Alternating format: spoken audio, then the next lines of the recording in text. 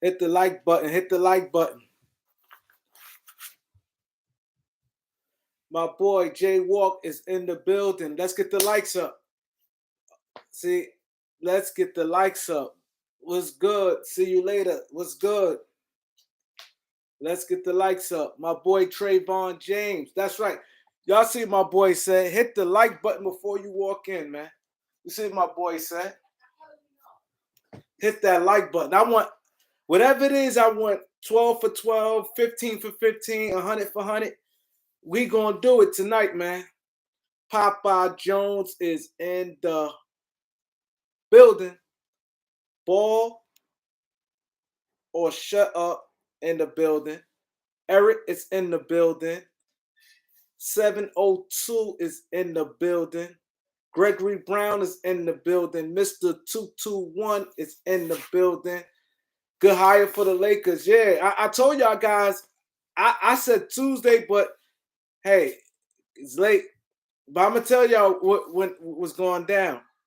What happened. Bucks Gold game was good. Let's get the likes. So I got 14 likes. I got 28 people in here, man. Come on, man. I rerouted to come do this, man. Can y'all respect that?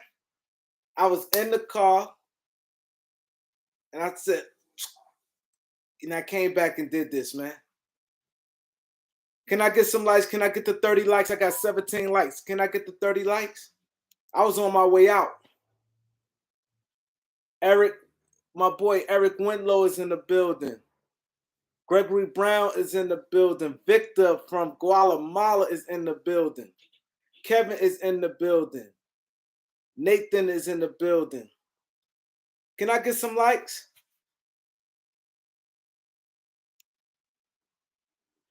Nah, I'm gonna tell y'all he ain't picking this. He not. I'm gonna tell y'all the whole play was, but I couldn't really say much. You know what I'm saying?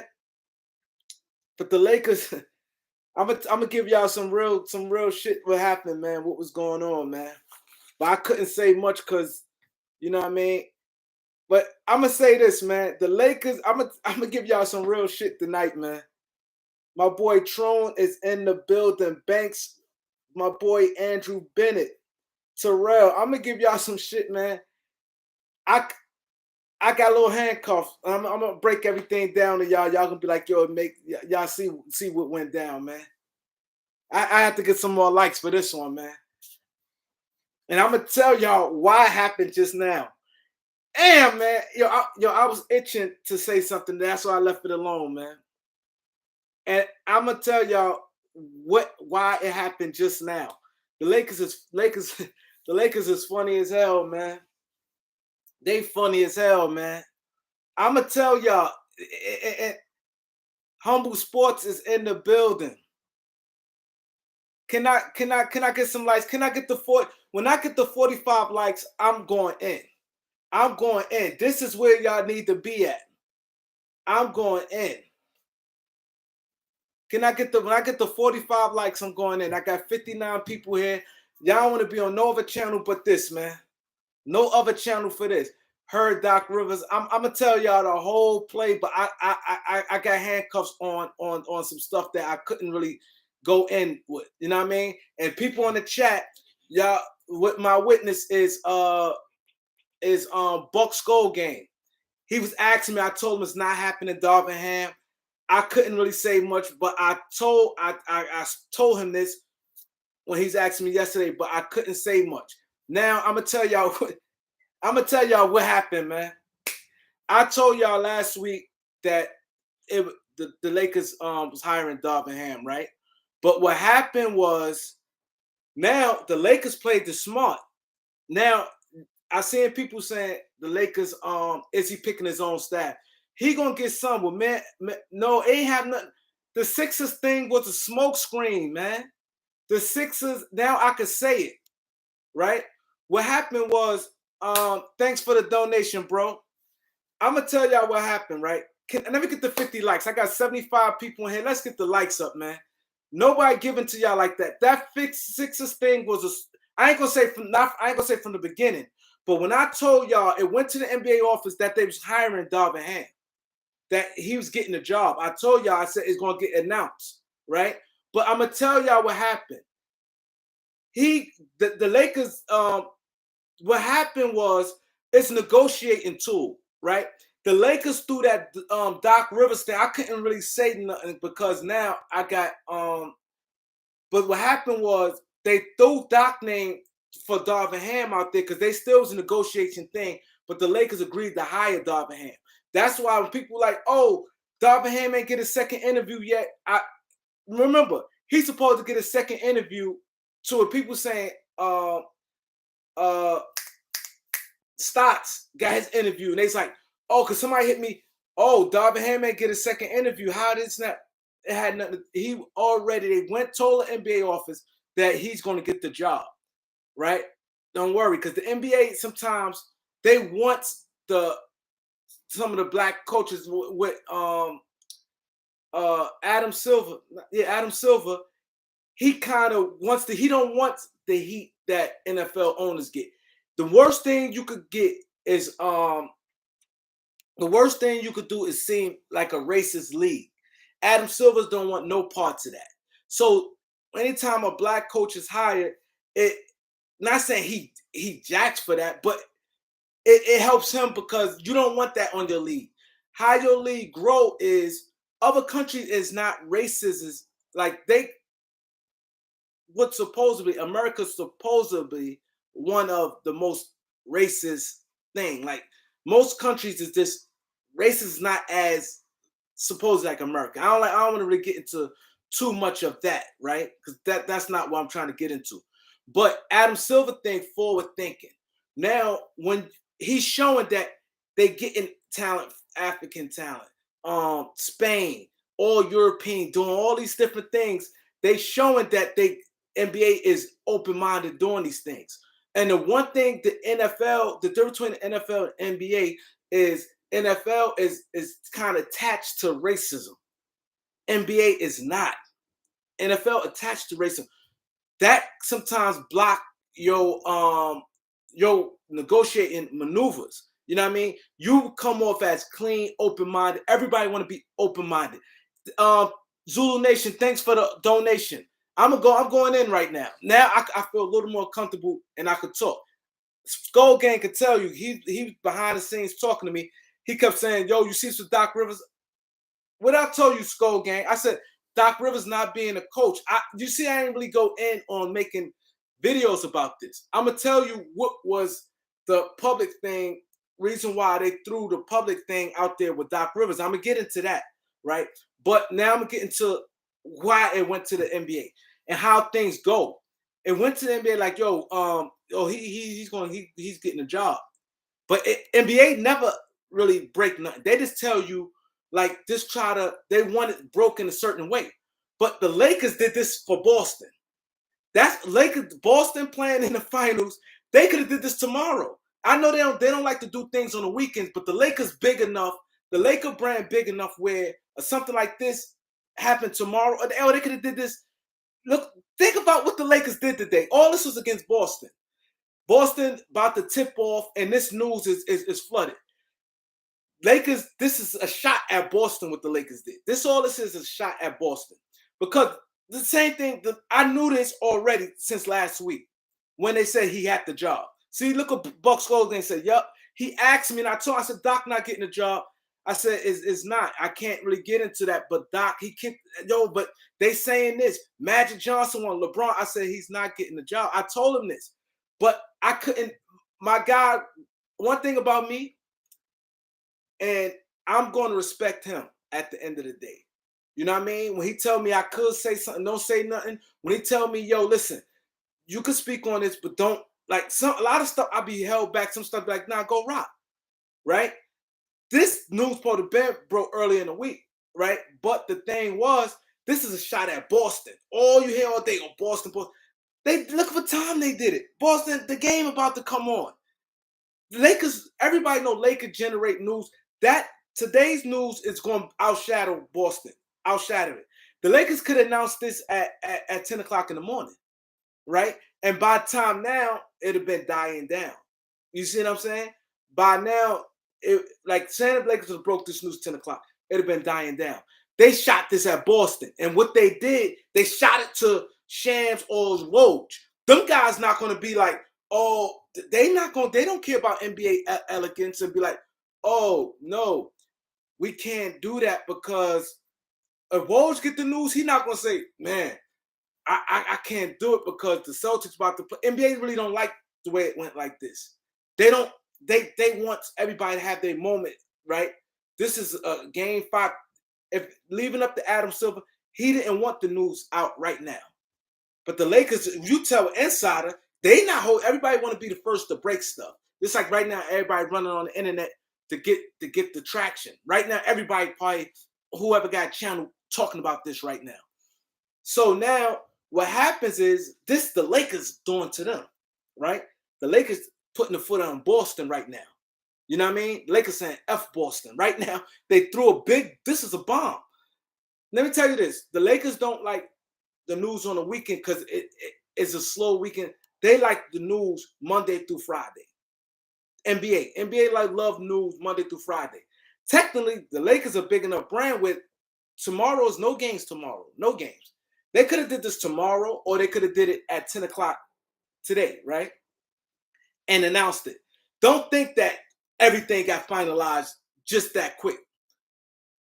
He never had the second interview according to people because everybody said Terry Stotts went first and Darvin Ham and Kenny Atkinson supposed to do theirs later this week, right? They saying that.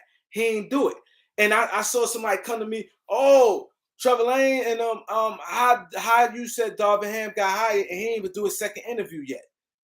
People were sitting there telling me this. Oh, Darvin Ham ain't do a second interview, Kareem, so how did he get hired already? You said he was hired. I said this. And the thing is, with the Lakers are smart, the Lakers use Doc Rivers for negotiation tactics for Darvin Ham. Now, mind you, Darvin Ham still had a situation going on with Charlotte. I'm not saying he got the coaching job, but he still was in the running for Charlotte. So now the Lakers, they throwing out there for Doc. Yo, Doc this, Doc that. You know, and throwing this, they really trying to do for Doc. Now it put pressure on Darvin Ham. He wants a coaching job at the end of the day. Darvin Ham probably got, I bet he probably got no more than $1.2 million. He ain't getting no real money. The Lakers was never going to pay no coach no $8 million. They just paid Doc getting paid $8 million. So that means Doc would have had to get at least a 4 or 5 year deal with $8 million per. You know what I mean? Maybe $40 million. The Lakers are not going to do that. Right now, it's a cheap get. First-time coach Willie Green got like 1.2. Ime Udoka, all them guys, they're getting shorties, 1.2 million, right? So now it's easy. So now what Elder said, that's what most likely happened. Where it's not that Doc was the second coach. Doc already had a job. The Lakers ordered for Doc what it did. The Lakers had to give up a draft pick. They couldn't. What players they going to give up? They would have had to give up a draft pick, and which the Lakers is not trying to do. The Lakers was never trying to give up no draft picks. If they're not trying to give up a draft pick for Russ to get off $47 million, you think they're going to? I just couldn't say much. Dude was just like, he was like, yo, Rain, just, you know what I mean, just fall back on that. And he gave me the whole spiel, but I couldn't really. He said this spiel because sometimes you never know. I'm a small channel, but who's to say this stuff start getting traction and then they'd be like, hold up, how this kid know this? You know what I mean? How he know this? Now, had I big channel, he probably would never told me or probably told me don't say nothing. You know what I mean? I told y'all it went to the office already that he got hired. He's their coach. I told y'all. I ain't say maybe. I said he's the Lakers' next coach. I came and told y'all that. It was clear. I got out my bed 3 o'clock in the morning and told y'all. He came and told me, said, Darvin Ham is the coach of the Lakers. I came out y'all see how tired I was. Come on, man. I got 59 likes, 90 people in here. Can your boy come on, man. Show me some love, man.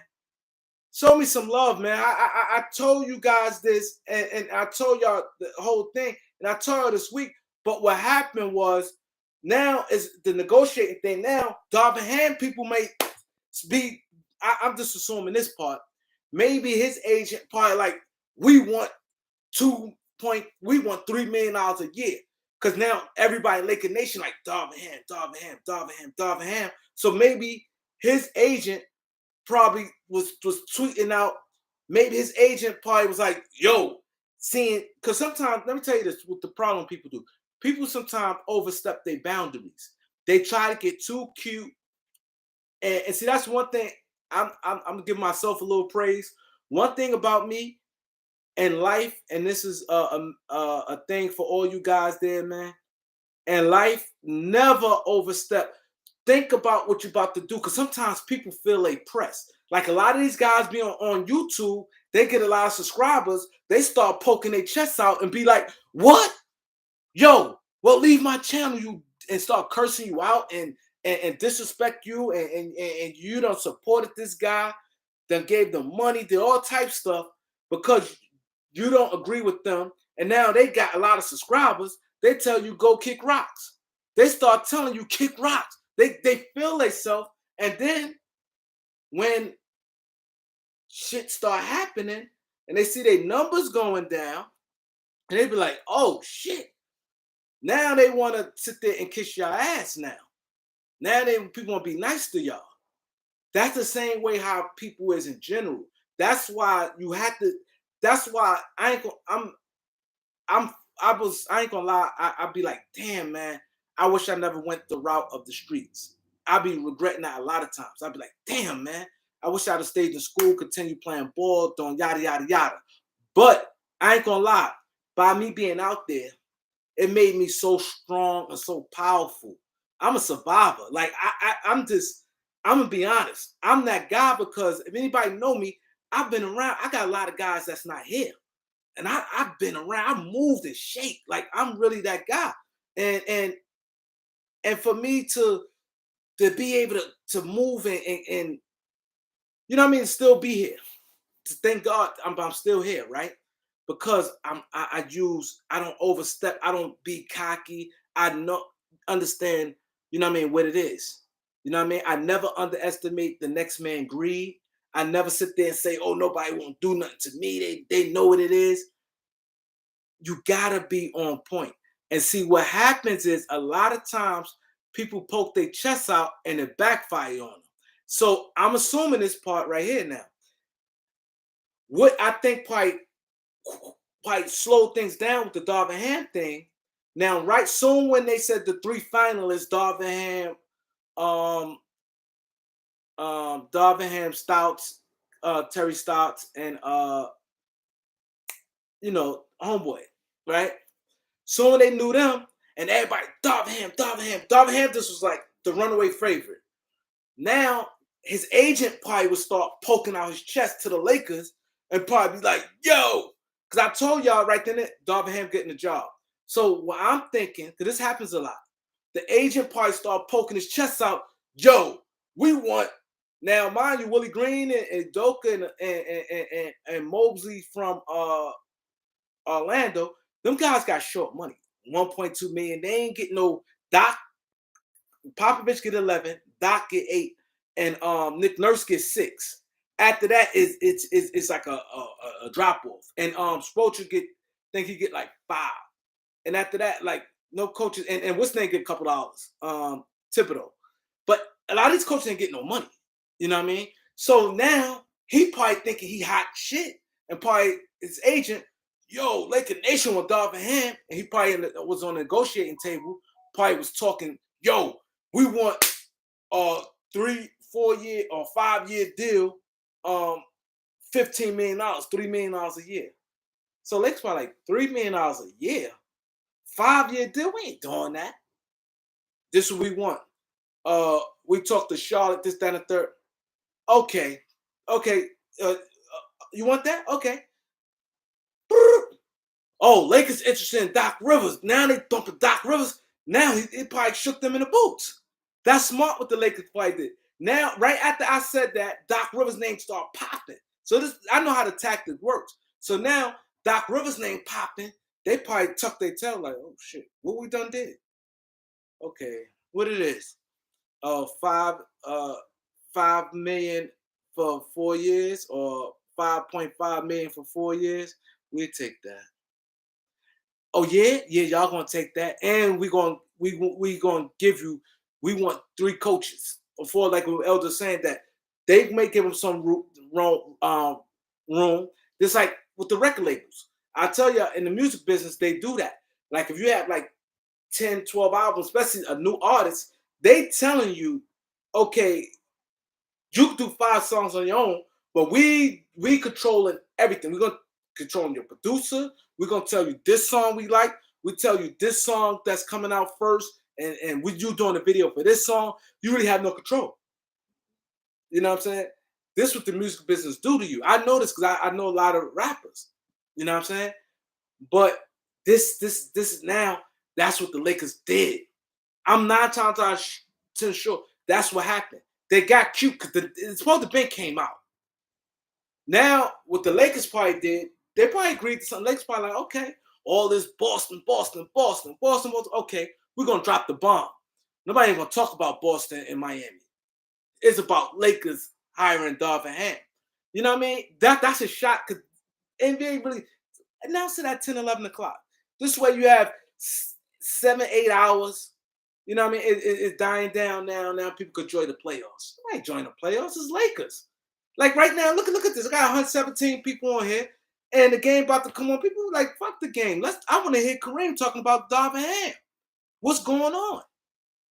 And not just Kareem, a lot of other channels. Every channel probably covering this. So now, that's how it works. You see what I'm saying? That's how it works. And see, and that's why I tell you guys, y'all not subscribed to me, man. I'm telling y'all, because what's going to happen is I'm going to start doing stuff with just the subscribers, because people getting hearing free game, and I'm giving y'all shit. I'm hitting. I can name a lot of things I'm hitting. I told y'all. I woke up out my bed. I don't do, if y'all, anybody know me, been following me, man, I don't do stuff for cat. I was literally dead tired, woke up out my bed. He called me and told me, yo, blah, blah, blah, Darvin Ham getting the job, boom, boom, boom, boom. So he want me to be the first to tell it. So I told it. But then with the Doc Rivers thing came out, he said, yo, don't, that's not, that's smoke screen. He told me this, so I'm like, I'm gonna fall back. I was itching, because now had I said that, I would really have been lit now. Had I came and told y'all what I'm saying now, I really have been lit. But some stuff you can't do because it's negotiation, and then you never know. YouTube is a motherfucker. YouTube, it could go either way. I could be a small channel, everybody a viral moment away of blowing up. People can blow up. I could be small today and blow. Kevin Samuels, that one video, he already had a good amount of subscribers, decent amount of subscribers, but he took off crazy with that one. And my son sent me the video with him and the girl, the one where the girl said, I'm a 10.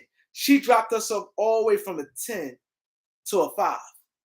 And that video right there blew him up. So who knows? I could be 3,000, however subscribers I got, and it may turn out to be 15,000 tomorrow.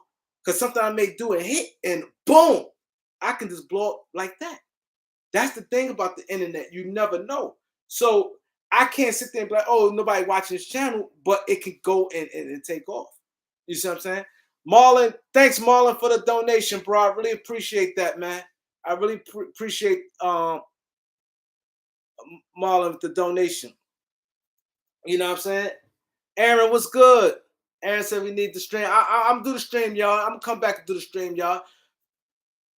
You know what I mean? I'm gonna come back and do the stream, y'all. And I'm gonna let y'all rock. I know y'all want to rock, but yeah, let's get the likes up. But you, Smooth Texas, what up? Albuquerque, Turkey, Prince, Ryan, what's good? Octavius. That's the thing, how this thing works. You see what I'm saying?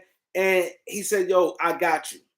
I'm gonna hit all the breaking, and I got something else for you guys. What's the name? Nurkic, 9 times 10 gonna go to Dallas. Yusuf Nurkic, 9 times 10 gonna go to Dallas. he will be a Dallas Maverick, Yusuf Nurkic. You know what I'm saying? So, you know what I mean? When free agency come, y'all see Nurkic with a Dallas Maverick uniform. Unless they come up with something bigger. You know what I mean? So yeah, so basically that's all what happened right there, man. That's everything. My boy Highsmith was good. The realist was good. From within was the deal. Tyson was good. You know what I'm saying? Who wonder who on top? My prediction is definite. Definite. I'm in house far as is why my mind always go blank when I'm live. Damn, I don't know why. I be forgetting people's names. Um, damn, that's crazy. You can watch their face and your mind just go blank. You know what I mean? But the coaches, um, Fizdale and damn, Phil Hanley, I think they're gonna get retained. Fizdale and Hanley, I think, gonna be retained, and Fizdale and I think the Lakers may recommend a high level assistant coach.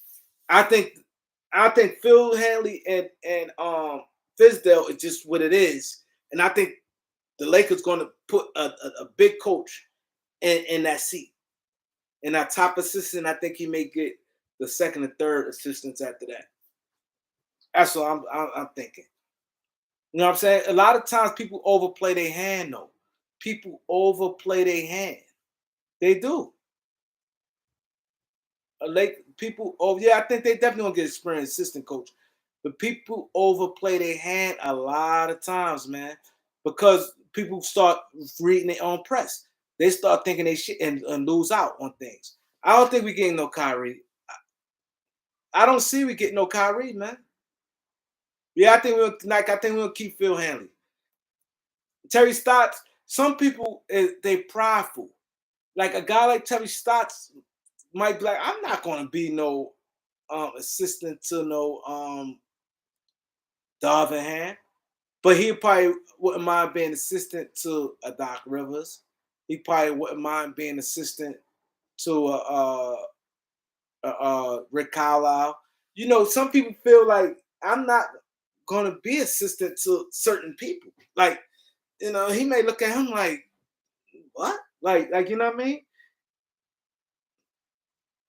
But can I get the 100 likes? I'm almost at 100 likes. I got 97 likes. Can I get? I'm gonna do a countdown. Kobe with the ball. And I need 100 likes by the time I get to 231. Oh, damn, I got it before I said it. 100 likes, man. I retain my name, Mr. 100 likes, man. But, you know what I'm saying? The thing is, the Lakers, that Doc Rivers thing, I want to say, oh, I was itching. But I want to come on say so bad say that Doc Rivers thing wasn't going to happen. Because I thought, then part of me is like, I don't need to say it because a lot of you guys are smart. All you guys have to do, if y'all know the temperature of the Lakers and the temperature what was kicking out, I figured y'all knew the Doc Rivers thing was bogus. Because this thing like this, I'm going to give y'all something y'all going to be like true. Even though a lot of you guys smart, I think a lot of you guys knew that already. That's why every time when the guy kept hitting me on my DM, I'm like, yo, it's not going to happen. Because all you have to do think of a few things. One, Jeannie Buss, the first thing she complained about. What's the number one thing she complained about? The Lakers having the fourth highest payroll, right?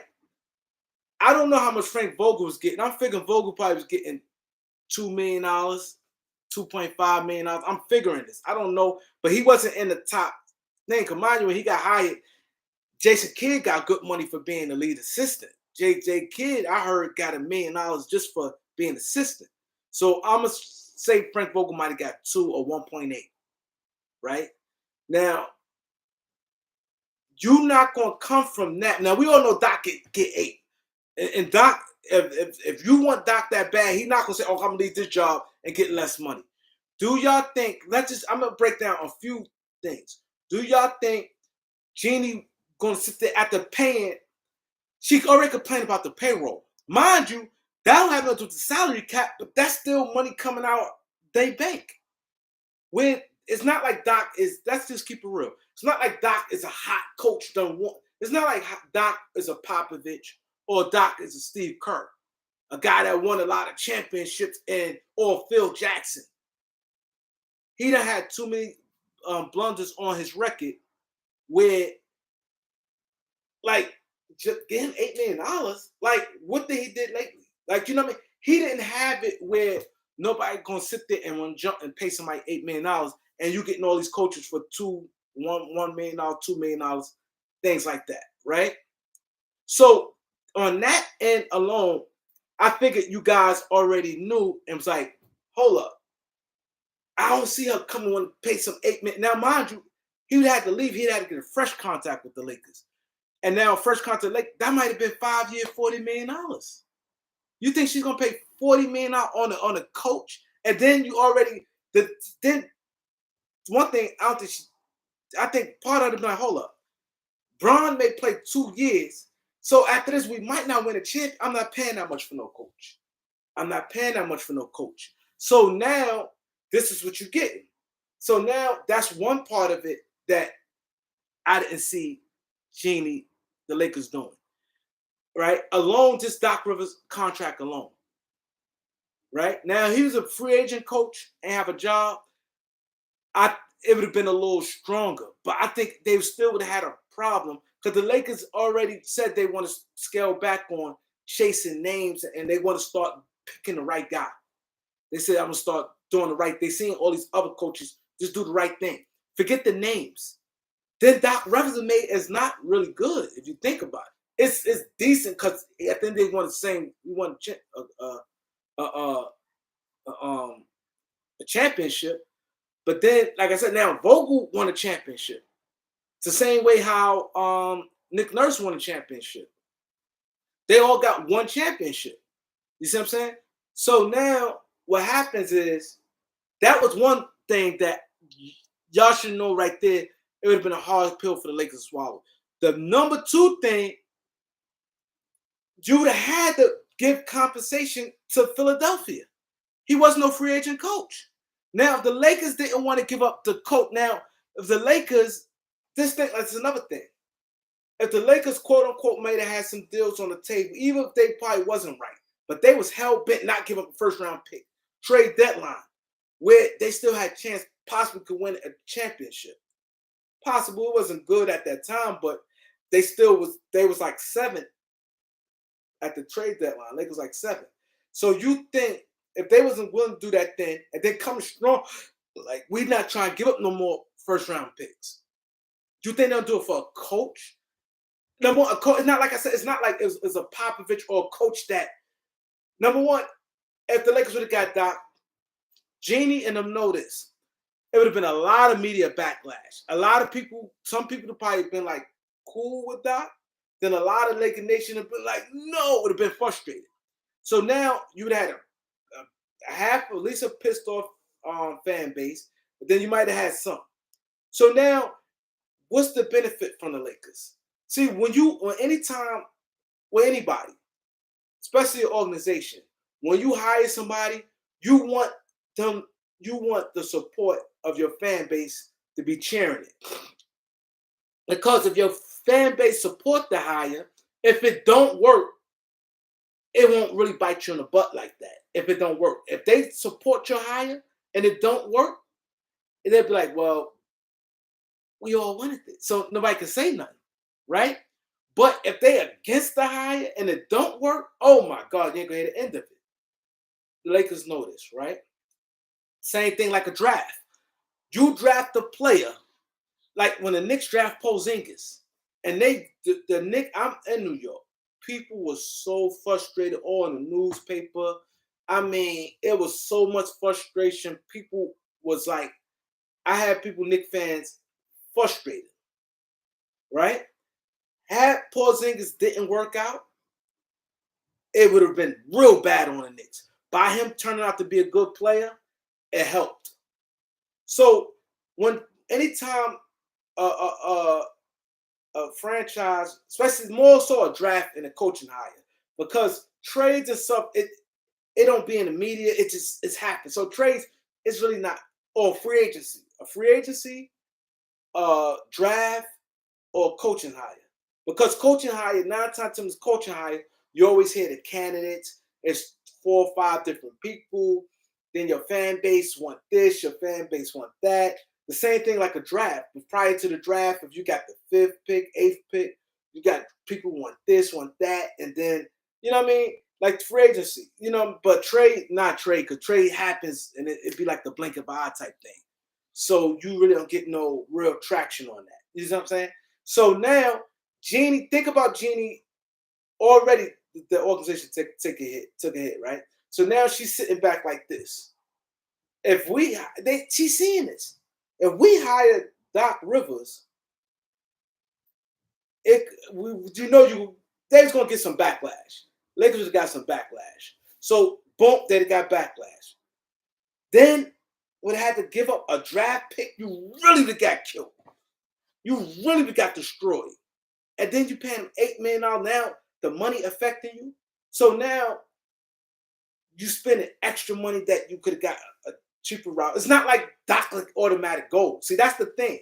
That's the thing why another reason I wasn't too mad about coming out saying this, what I'm saying now, when my people told me, just let it play out. He told me that's why y'all notice I ain't really speak much about it. He told me, just let it play out, right? Now, it would have been too much for the Lakers. Number one, heavy on her pockets. She would have got some backlash. Some people would have been like, yeah, Doc, but it would have been a lot of backlash. And then once it's backlash, and then you had to give up compensation. Philly was not letting them go for free. Philly was not letting it go for free. But see, I see you said Rob better not mess this up. Now, let's say this. If the Darvin Ham thing don't work out, you know what? It's not going to be that big of a backlash. You know why? Because everybody wanted it. A lot of people wanted Darvin Ham. Because you look at all the candidates, only person people wanted outside of Darvin Ham was Mark Jackson. Outside of Darvin Ham, everybody, if you'd have put a poll and you asked the Laker Nation, Darvin Ham or Mark Jackson, I think Mark Jackson would have got most of the votes. But you've been handing allegations, all this. If Darvin Ham don't work out with the Lakers ain't get no backlash because everybody wanted it. Everybody wanted it. And see, that's why another reason I'm going to keep it all the way real. The reason why I don't really go in on Russ like that, and a lot of people think I'll be protecting Russ, because when it happened, I was mad. My main thing, I was mad because the first round pick. I understood I wish they didn't have to put 3 guys, 26 and 27, in a trade, but I know it's a financial league, so I knew that finance-wise, they had to do it. But that first round pick, I didn't like. But the reason them getting Russ, I understood it. So when they got Russ, I told y'all guys from the gate, I said, I'm mad that we had to get our 22nd pick, but I understood why the Lakers did it, because they thinking LeBron is old, he gonna be sitting out some games, AD injury prone. They say, okay, if AD plays 68 games, that's still a decent amount of games missed. The Lakers want to at least be in a certain position come playoff time, a certain seeding. So they figure if AD missed 14 games or whatever, and at best, if Braun missed 14 games, we got Russ, and one of them guys may be playing in between with Russ. So the Lakers could still stand up in the standard. That's how the Lakers looked at it, because the year before, when Braun and AD both was out, and they had Dennis Schroeder and Trez and Drummond and them guys, the Lakers dipped in the standing. The Lakers slipped up in the stand when LeBron got hurt. So they dipped some. So now what the Lakers did, I'm going to protect myself, get another player. We all know how Russ got the Wizards, which one of the best teams after January. And the Wizards got hit hard with that COVID. So they had a bad, they was in last place. They had the worst record in the league because they had a lot of COVID, a lot of canceled games and stuff with the COVID. Once that thing started leveling out and January came, the COVID numbers went down, boom, Wizards took off. They went in the playoffs. So in a lot of that, Russ played like a monster.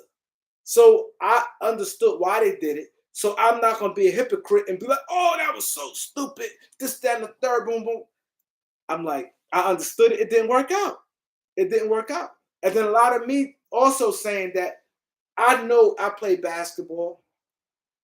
I study psychology. I don't care who you is, how old you is. Everybody wants a pat on their back. I don't care. Guys sit there be fronting. Right now, when guys sit there and be like, Kareem, you got the best channel on YouTube. You think that shit don't mean nothing to you? You think about, all right, thank you. You think, I may say thank you, like thank you to y'all, but inside that shit, woo, it do something to me. It hits. Somebody be like, Kareem, you got the best channel on YouTube, or I like you more than anybody on YouTube, or you my favorite channel. You know, I'm be like this, y'all, thank you, I appreciate it. But damn, I'm be like, I'm lit. That's what, not just me, everybody feel that way. So that's the same thing as a player. I don't care how good you is. Look at LeBron James. LeBron James, you look at love. Let's keep it real, everybody. LeBron James still loves his validation. He loves it. Why he had to sit there and come and say, oh, after the Cleveland thing, I think I should be the best player. I should be considered number one at the winning the championship in Cleveland. Everybody still loved the validation. So the same thing with Russ. So if you got a whole, somewhere you grew up in, you love, you was a Laker fan, and all you hearing is bashing, trash, it weakens you. He's human. We all know Russ played this 100 miles per hour, I don't care. He was in a press conference like this. Yo, I'm all right. That man wasn't all right. That man, it killed him inside. It killed him. His hometown. That's like, I'm a diehard Laker fan, right? A diehard Laker fan. And that's like, and I'm a big time Magic Johnson fan, right? And I'm big time Kareem Abdul-Jabbar fan, Worthy, right? And that's like, I see Magic, and I be like, yo, Magic, what's up? You know what I mean? And he like real snobby towards me. It will rock me a little bit. It depends how it is, because see, part of me know sometimes me being this age and knowing he could have had a bad day. You never know what's going on, people. So now part of me will talk myself into Magic, a nice guy. Part of me maybe having a bad day. You never know what can happen. So even though I'm like, yo, Magic, what's up? And he's like, like, I would try to rationalize some of that. You see what I'm saying? And I never heard nothing nasty about Magic. Now, for instance, Jennifer Lopez. I've been hearing this for years, and I've seen Jennifer Lopez all the time. And she has a reputation for being nasty. She had a reputation of being real snobby and nasty, right? And let's say if I was a J-Lo fan, and I see her and she do that, I think that will crush me. You know what I mean? Because it's like, yeah, I know she's that. So now I know she's just nasty. Because sometimes I may hear it, but I'm a J-Lo fan, I don't want to believe it. We all know when you're a fan of somebody or you like somebody, a lot of stuff gonna fall on deaf ears. J-Lo fans, all that, oh, J-Lo nasty. You know what J-Lo fans say? No, she's not. They rationalize that she's not mean and snobby. No, she's not. They defended her. People on the internet, oh, J-Lo, they defended J-Lo like crazy, right? They defended her. Until now, when you meet her, that's going to crush you because you ain't believing it. Because when you're a fan of somebody like your kid, nobody can't really tell you nothing about your kid. Yo, your kid, this, that, third, your kid. How many of these kids out here doing all this wild stuff in the streets? These young boys. You best believe a lot of these young boys got young parents like me. And they out there. That shit, their parents ain't believing that shit. Because when they went around their mom and dad, they become that little boy again. Hey, mom, this not. Yes, mom, did that third, did that. You all right? Yeah, I'm coming to that. The mom see that side. So now when the neighbor's like, yo, I heard your son be out there with guns and stuff. The mom be like, you be out there with guns? Who told you that? I don't be out. They lying on me. I ain't do. The mom gonna believe them. They gonna believe them. So the point of the matter is, it hurts. So when Russ was getting all this backlash and people pounding on Russ, you know what I'm saying? Now people pounding on Russ. Now it got to him. This thing got to Russ. You see what I'm saying? Let's get the likes up. This stuff got to Russ. You see what I'm saying? So it affects some of his play. That stuff affects your play. I don't care who you is. You have to hear this for months, every day. It's going to affect your play, man. So that's why a lot of times I know you guys like, damn, Kareem was defending. It's not defending him. I try to be understanding. I know he's not a bum. I know he give production and he do things like that. And I'm looking at the guys they talking about. He's better than these guys. Look at the ratings. Go take 2022 top 50, top 25 players. Brogdon not listed over Russ. Gordon Hayward not listed over Russ. Terry Rozier not listed over Russ. Kelly Oubre not listed over Russ. John Wall not listed over Russ. Christian Wood not listed over Russ. Mike Conley not listed over Russ. So now you got all these guys they not listed over. So how come if I'm giving up the best player, why the hell I'm giving up a first round pick? Why is I'm giving up a first round pick? See, and we're giving you a hell of a cap relief. See, this is what I try to explain to people. See, if you look at follow, all you have to do follow the trail. That's why I said a lot of my subscribers is smart. So that's why I ain't gonna lie. I ain't telling y'all this to gas y'all up. I'm not gassing you guys up. But when my peoples told me don't leave that alone, the Doc Rivers thing, he told me already what it was. Leave it alone. When he told me to leave it alone, I wanted to, but then part of me like, you know what, my people's smart. So when it do come out and I come do this, I had to always sit there and have to break everything. You guys smart already. You guys notice. And everything I just said, if the people who didn't realize it, y'all saying to yourself right now, you know what, Kareem is right. It makes sense. All you have to do, all I tell people, follow the trail, follow the pattern. Jeannie Buss' first words out her mouth was, damn, highest paid payroll. This is the money situation. It been money situation for a minute. The Lakers not filthy rich as individuals. You know what I mean? They franchise, the worth of the franchise is big, but not them. That's one. Two, they said they weren't trying to give they ain't trying to give a first round pick to get off a player that knowing that if Russ come back on now, Jeannie, everybody and their mother know. If Russ back on the team, it's gonna be hella backlash. She know this. Pelinka know this. Everybody in Laker Nation know if he come back on the team, it'll be backlash. So if they not willing to give up a first round pick just to relieve a headache from the media, the backlash, you think they're gonna do it for a coach and got to pay him $8 million, and the coach got a lot of failures?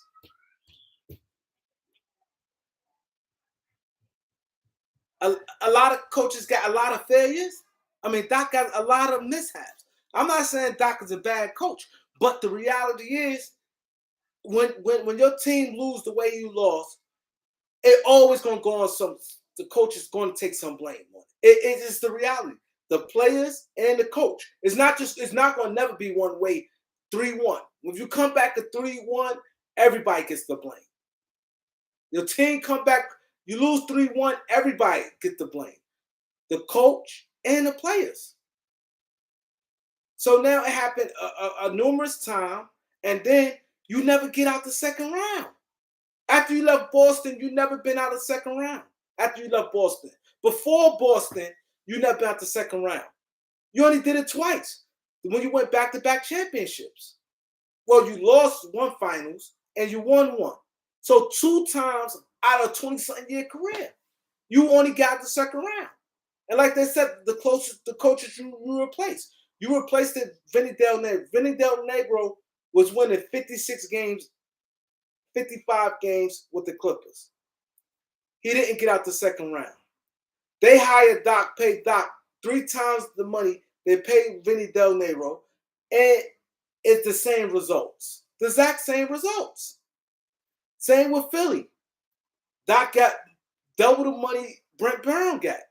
Brent Brown going the second round, the same results. So, will be the Lakers' motivation? What will be the Lakers' motivation? And it's crazy. This is why I was going to do the video and say this and things like that. I was going to sit there and say, and I hate doing this because I like Magic Johnson. Magic Johnson, you know, some people that when somebody just seems like a genuinely good person, you really don't like to really get down on them like that. I really don't. Like, I just think Magic genuinely a cool dude. I just think Magic you just don't want to really get down on a guy like Magic. You just don't. I don't feel comfortable doing it.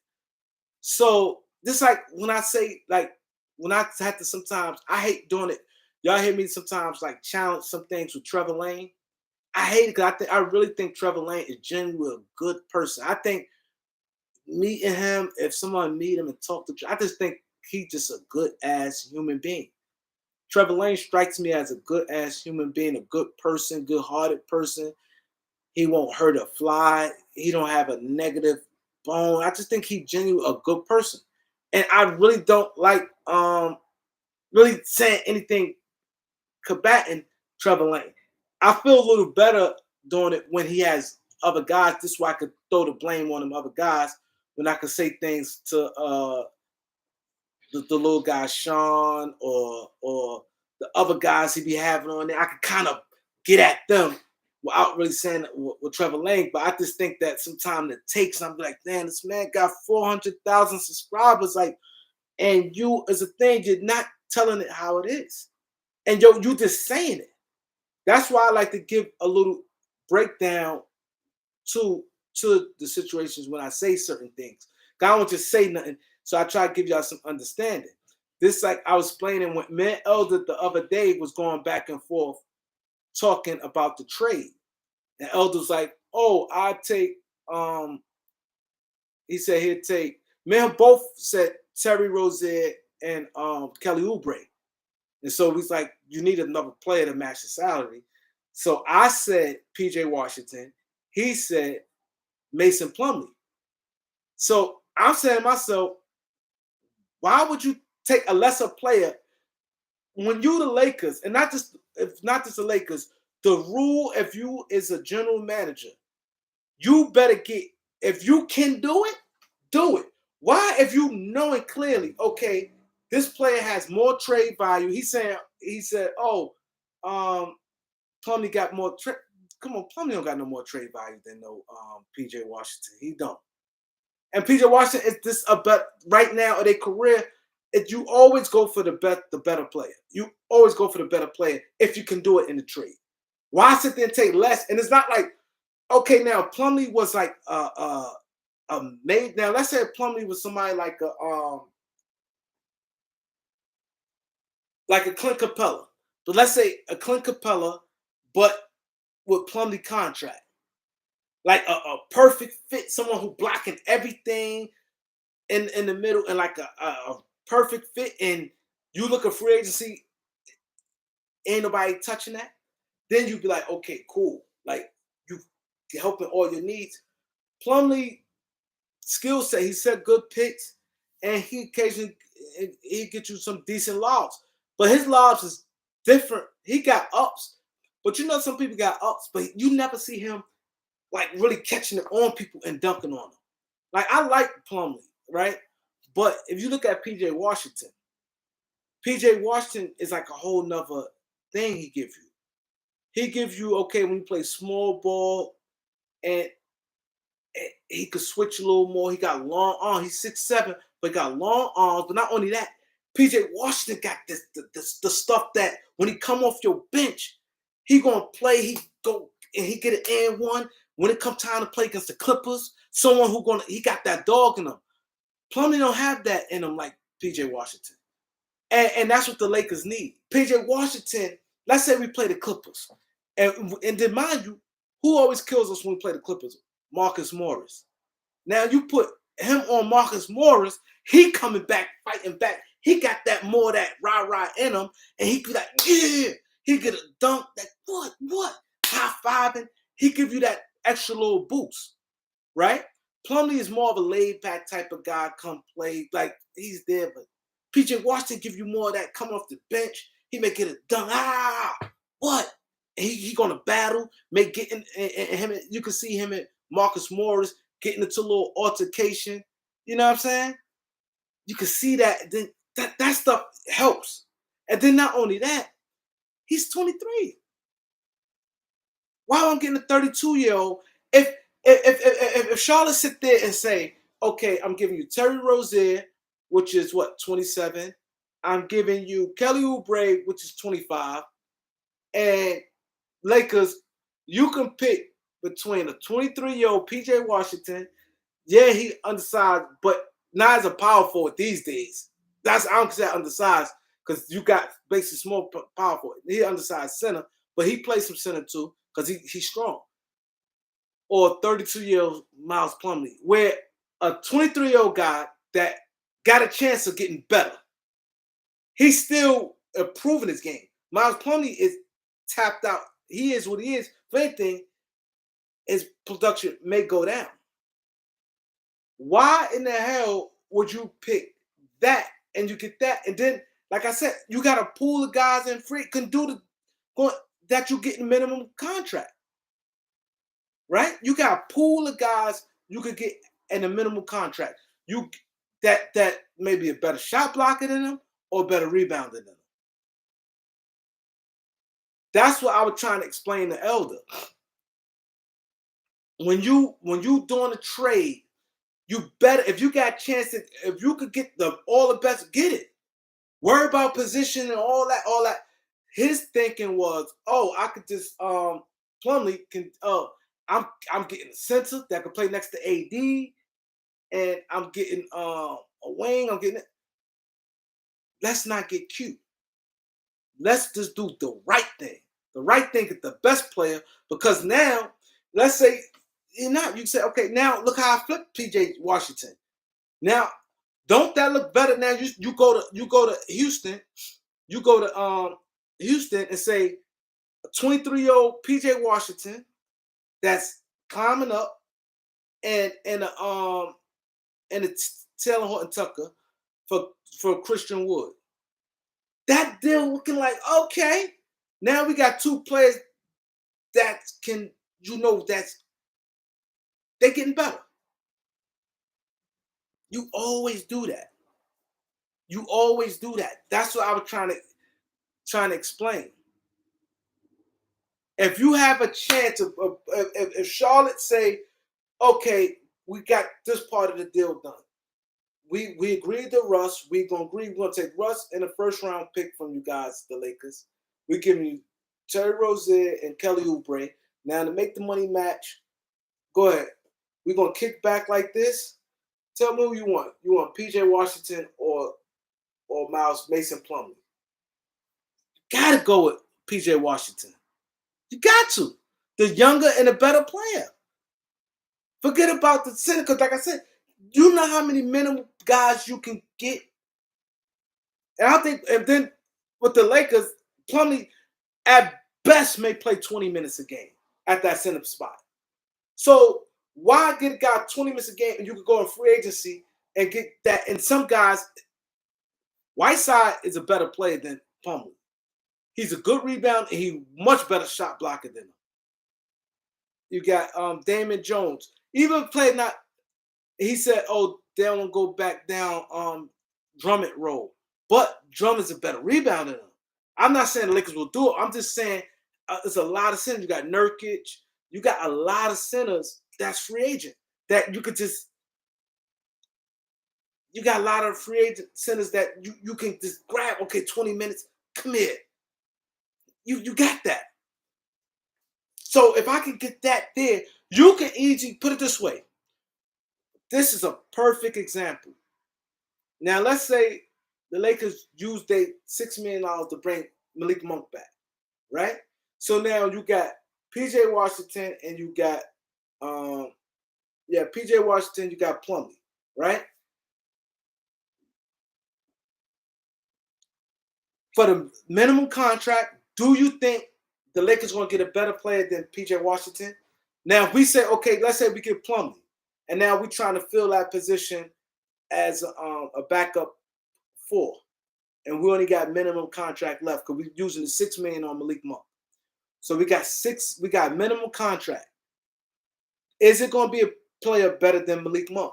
I mean, better than PJ Washington? The answer is going to be no. You're not going to find a better player at a minimum contract better than PJ Washington, right? So since you're not going to find a better player at PJ Washington, so now you ask yourself this. If the roles reverse, the Lakers say, okay, we're going to take PJ Washington, we're going to take Plumlee. Can you find a better player at a minimum contract better than Plumlee? Yes. Yes. Even you could justify this play. Boogie Cousins is a better player than him. He may play a little better defense. He a better pick and roll. Boogie is decent rim protector. Boogie Cousins is a good rim protector, but his problem is the pick and roll. But rim protector and one-on-one defense on the center, he's good. But pick and roll, he's not good. And help side defense, he's not good. But man to man, Boogie played good man to man defense. And he's a decent rim protector. See, that is the difference. Boogie Cousins, but he scored way more than what Plumlee gonna do. So that's what I'm saying. So it makes more sense. So I just want you guys to get, shout out the elder, but I just want you guys to get a sense of, don't try to be cute. Make the simple and smart decisions. When you try to overthink things, this, that, and the third, no. Make it simple. I'm getting the best player, and you deal with it after that. That's the moral of the story. The better player, you save yourself. You put yourself in a much better position, even if you have to trade him. Let's say, like I said, if we say, okay, we're flipping PJ. Now, PJ Washington and a power forward play the same position that Christian Woods play, and Taylor Horton Tucker, 23 and 21-year-old. That trade package looked like that's going to be a go. That thing going to be a go.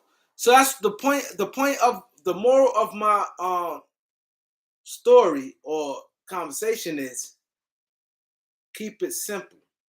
And a lot of times people overplay their hand and try to think too much. Just the Lakers don't have no center, but it's a million centers out there. Okay, like I said, now if it's compared to getting a Capella or somebody like that, then it's like, that's different. But Miles Plumlee's like, we get that in free agency. We getting that in free agency at minimum contract. So why do that? And we could get something 23 that's getting better in the league. Peter Washington jumper got better. He's shooting better. His ball handler getting a little better. He's going like this. Why not? You know what I'm saying? Why not? That's the problem. And that's just why sometimes people in life destroy themselves because they overthink things, try to either think they try to overstep themselves. Sometimes you have to deal with reality, but you know what? Let me just do this. Let me just do this. You know what I mean? Don't overstep your boundaries. Keep it simple. No way if I have a PJ Washington and a Miles Plumlee on the table, I'm taking that. You always go with the best player. Always. That's why with the Russ thing, like I said, that's why when people think, oh, Kareem, you capping for Russ. Russ is better than them guys. Maybe the fit, but let's take out fit. It's hard for me to swallow me doing that, and he's better than these guys. Now, if you sitting there saying, "Oh, for Kyrie, oh, you go ahead, you get the first round pick then. I can sleep better at night." I'm like, hold up, I'm giving Russ and a first round pick, and I'm getting Gordon Hayward, guy who played 40 games a year, Kelly Oubre, and Miles Plumlee, and I'm getting the first, and I'm taking on a horrible contract and an injury player, or Buddy Hield and the Malcolm Brogdon guys stay hurt, and I can't. Yeah, he fit better, but I give you some second round pick. I'm not giving you no first round pick.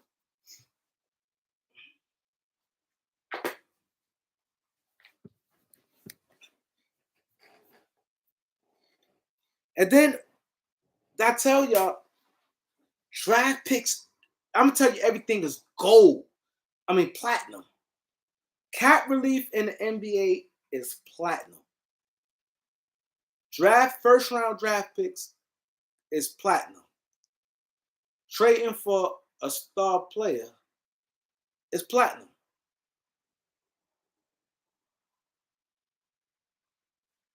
Trading for an injured player is never good. Trading for a high contract guy who got a lot of years is never good. That 1 year, teams gonna bite the bullet in the 1 year, because you got a lot of guys that right now. See, people like Ice Trey, and this is the problem. Like, I know people like, oh, people are speaking on people contracts and stuff like that, right? But the thing is, let me tell you this, man. I think, me personally, I think they should cut the Supermax out. That Supermax, I think that Supermax is, to me, is a disaster, because a lot of these guys getting Supermax. Atlanta, y'all go to Atlanta. You go to Atlanta game all year round. That shit never sold out. Atlanta never sold out. Now, because and it's not hard making it. You got 15 players. You figure in a 2 or 3 year stretch, you have a good year. Mind you, some players may have a good year too, but they might get hurt. You make an all NBA team, and now you getting all this money. Now you got Trae Young, a guy he don't play good defense. He shoot. See, people look at his numbers, but he shoot all the time, 40%. He's a low volume shooter. He had to take 1 million shots. He's a good player. I'm not saying he's not a good player, and I like him because he do step up, right?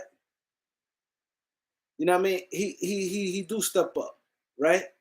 And he do play with heart, and he kind of fearless, but he has a lot of holes in his game.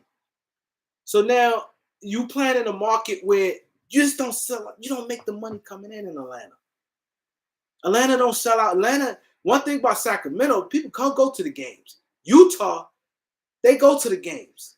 Atlanta don't go to the games like that. The ticket price is not that high, and he taking up all that. The goal is, at the end of the day, is winning championship, at least competing to be a championship contender. How can you ever be a contender? You got a guy like Trae Young. Now he get like 40 something, taking up all that cap space. Look at Atlanta now. Atlanta right now is on a fire sale. Atlanta will trade everybody on their team except Trae Young. And you know why they do it? Because the money. They pay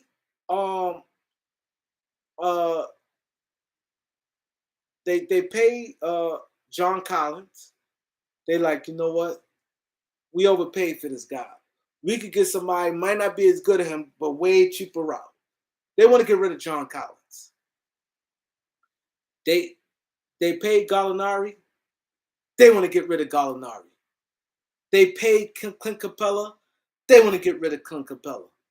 They played Bogdanovich. They want to get rid of everybody they paid. They want to get rid of. And just think like this: they want to get. It's not like they want to get rid of just to get rid of. I guarantee you, if Bogdanovich was getting $10 million, they wouldn't want to trade him. If Gallinari was getting $10 million, they wouldn't want to trade him. Capella getting $10 million, they wouldn't want to trade him. If John Collins getting $18 million, they wouldn't want to pay him. The simple fact that them dudes getting that all that money is the money why they want to trade him. So if it's the money why they want to trade him, now you got this one player, now because he made all NBA team, he gets more money. You can't win. Then you putting yourself in, Atlanta gonna take a step back. Atlanta's gonna take a step back this year. They already took a step back already. They're gonna take another step back. Because now you got this, that's why I said that Supermax to me is ruining the NBA game. It shouldn't be all no incentives. Okay, the max contract, that all that Supermax, all defensive team, all that, it's killing the game. Washington paid John Wall. John Wall is what, 29, 30 years old? And you're gonna give him $250 million, the same with Dame? How are you gonna win? All you did is sign up, and all Washington give him that money. If they get Bradley Beal $250 million, all they did is sign up for first round exit, sometime to make the playoffs. They've been doing this the whole time he's been in the NBA. He's been hurt a lot in his beginning of his career. He's hurt right now. You pay back Bradley Beal $250 million. All you signed yourself up for, you're never going to win. You're not going to even be close. Because now you got the players on your team that the rest of your roster ain't going to bring you no stars and no trade. You're never going to really have no free agent money because the way the guy's contract lined up and then his contract like that. And then people might not be going quick to go to Washington. So now you got a lot of things stacked against you. Or you sign up for a eighth seed or might not make the playoffs. That Supermax thing is terrible. I just think and then a lot of times you do that. You say, okay, I'm paying the star players, but a lot of times, to be honest, let's be honest, a lot of these guys getting max money, it's not like they bringing people through the turnstile. LeBron James brings people through the turnstile. LeBron James brings money. Kevin Durant brings money. Giannis brings money. Luka brings money. Tobias Harris get a max deal. Nobody going and say, okay, your franchise ain't making no money off no Tobias Harris. You're not making no money off Chris Middleton. You're not. People not like, okay, Chris Middleton, oh yeah, you're not really making no money off no Bradley Beal, to be honest. You're not. People, Atlanta, Trae Young is, let me tell you the difference between Trae Young and Bradley Beal. Trae Young personality, swag, everything is more, and he still don't pack the house, but he's more, you know what I mean? He's more marketable than a Bradley Beal. Bradley Beal more laid back, cool, calm, collected. Bradley Beal is a beast. I like him. But at the end of the day, people like Trae Young. Little kids right now like Trae Young. Bradley Beal ain't doing none of that for you. He not bringing no people. If Bradley Beal right now was to get traded from the Wizards, the same way like John Wall, they not losing their fans. It's not like you're gonna see a dip in revenue. You're not. You're not gonna see no dip in revenue with Bradley Beal. So now you go, okay, cool, this. Then you have to factor on him getting hurt. And then you look at, he don't got the game. He's not the number one guy that can get you. Now, if you're a franchise, you all these smart people, you the president, you the general manager, the assistant general manager, you all the consultant, all the little things around the whole organization, scouts or whoever. Y'all sitting around, can y'all honestly say Bradley Beal is the best player on a championship team? The answer is no. So if your answer no and you pay him $250 million, you're not going to get nobody better than him. So now you know you're not going to win. And then you say to yourself, okay, if Bradley Beal leaves, is I'm going to lose money? You're not going to lose no money. That's the reality. You're not losing no money. So that's why I said, it'd be hard for me to be a owner of somebody because it seems like I'm harsh. But my thing is this: these players max, max, max, but they don't do nothing. Carl Towns about to get a bump. He made all team. Carl Towns play like nothing. He ain't show no aggressiveness. He ain't tuck his tail. I ain't gonna say he tucked his tail, but he didn't. They had 20-something point leads, 3 games. They're supposed to won that series. He didn't bring them home. So I got to pay you $40 million. You can't bring us home. And it's not, and it's against Memphis. It's not like it's against a Kevin Durant Golden State Warriors team, all-time great team. It's not like it's Kevin Durant, Clay, Steph, an all-time world-beating team.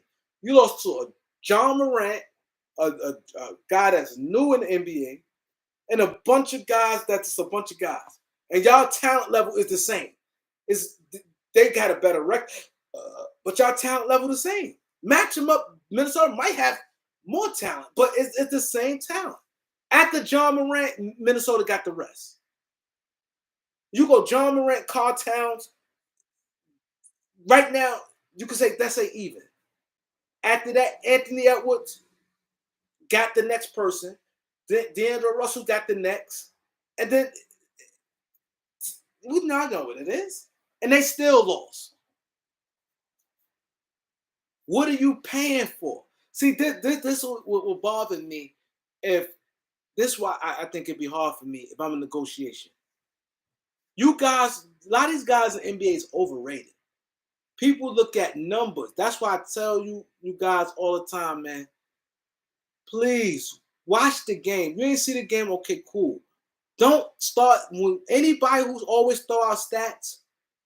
Them guys don't know sports, man. A guy always got the reference stats, don't know sports. Because it don't tell you everything. It don't. It don't. It may could prove an argument to some point, but it don't show you everything. These guys is overrated. Some of these guys like Hart. Their game is different when it comes to the clutch moments. It's just what it is. How come if Carl Towns is top this, that old Carl Towns, how come he couldn't bring them home? How come he couldn't do it? He's healthy. How come he couldn't do it? A lot of these guys in the NBA overrated. And the first thing get me mad, and this is why these owners and stuff people don't call people out. And this is I'm gonna go deep now. Y'all got me started. I'm going deep. Y'all might was whoever on here, stay here. I know a lot of channels right now. Everybody probably talking about this, the Celtics game. Some of you guys probably want to watch the Celtics game.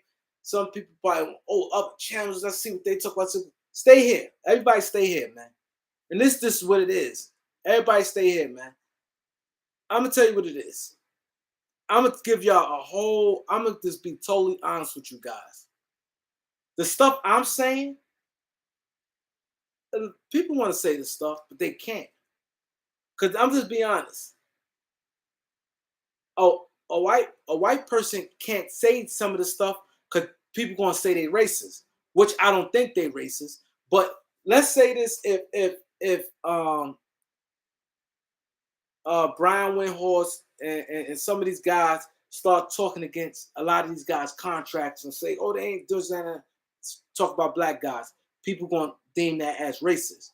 If you notice this, you never on TV, you never really hear a white analyst criticize like a black coach, like really kind of go in on them.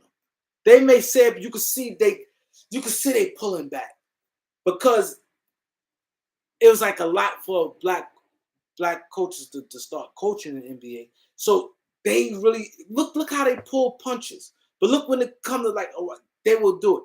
They got to be careful. So people don't want to say certain things. People don't want to say how they really feel. When people talk about Kyrie, you know behind the scenes how them guys probably really want to say about Kyrie, but they can't really express themselves on TV with it. That's why sometimes people get in on Kendrick Perkins, the players, because Kendrick Perkins sometimes call it how it is. This thing, at the end of the day, you cannot, some things will be deemed as racism, which I don't consider it, but they can't do that. Stephen A can sit there and the way Stephen A talk about contract, they can't do it. They will get killed in the media. They'll get killed. They'll get killed in the media. They cannot do it. But these guys, and they can't really go in on this. These guys, first thing they say out their mouth, like, what makes you, the guy don't have to be that good. I want Max. DeAndre Ayton, he played solid. He had games here and there in the playoffs. So when the season started last year, he said, I want extension, but I want Max. They throw that Max because they see people getting it, and they not even taking consideration like, damn, I'm not a Max. Is I'm really worth it? They throw Max money like it's nothing. Bam, I want Max. Ben was saying, I never said Bam was overrated. I never was saying that, but it just bothered me. I remember clear as day when they were saying I remember clear as day when they were saying who should get traded if Ben, just before the season started. When they saying Ben Simmons or a B, people saying, oh, they can't play together. I think that's why they was glad that Doc came there. They said Doc gonna fix Ben and Joel B to be able to play together. Y'all remember that? When it was a big thing that Ben and Joel don't fit. So one of them got to go. Who would you build your team around, Ben or Joel B? It's a big thing about that. And I remember clear as day. And they said trade a B to Miami for Tyler Hero and Bam Adebayo. And they said that is too much. Take Tyler Hero out the thing, maybe Bam in the second. I'm like, how? A B way better than Bam. Bam ain't like that. Bam is solid. And I remember they had Bam over Ingram when they had the top young guys. I'm like, how? Ingram's better than him. It's just some of these guys, when you don't show that heart, it's different. Bam, you're supposed to leave it on the floor. If I know, that's like right now, somebody say, okay, I'm gonna give you somebody to paint, right? Let's say a guy, I'm just throwing one of y'all names. Let's say Smooth Texas, right? And let's say Smooth Texas, I say, yo, he say I'm a painter, right? Texas come to my house and say he's a painter, right? And let's say Texas having his mind like, damn, I don't know if Kareem gonna go for this, but he want to paint this whole house, and I want 5,000, but the job is really like a $3,000 worth of job. But I'm just gonna throw it out there. If he go for it, if not, I take the 3,000. Texas, how much you drop? 5,000. Okay, I'll give it to you. Your pride alone, you know. Okay, damn. My name is Smooth Texas. Me personally, I asked for 5,000. I got the 5,000. I would have did it for 3,000. Kareem, give me the 5,000. Your pride alone gonna want the job to be A1. Your pride, like, I can't. I already know I'm overcharged this man.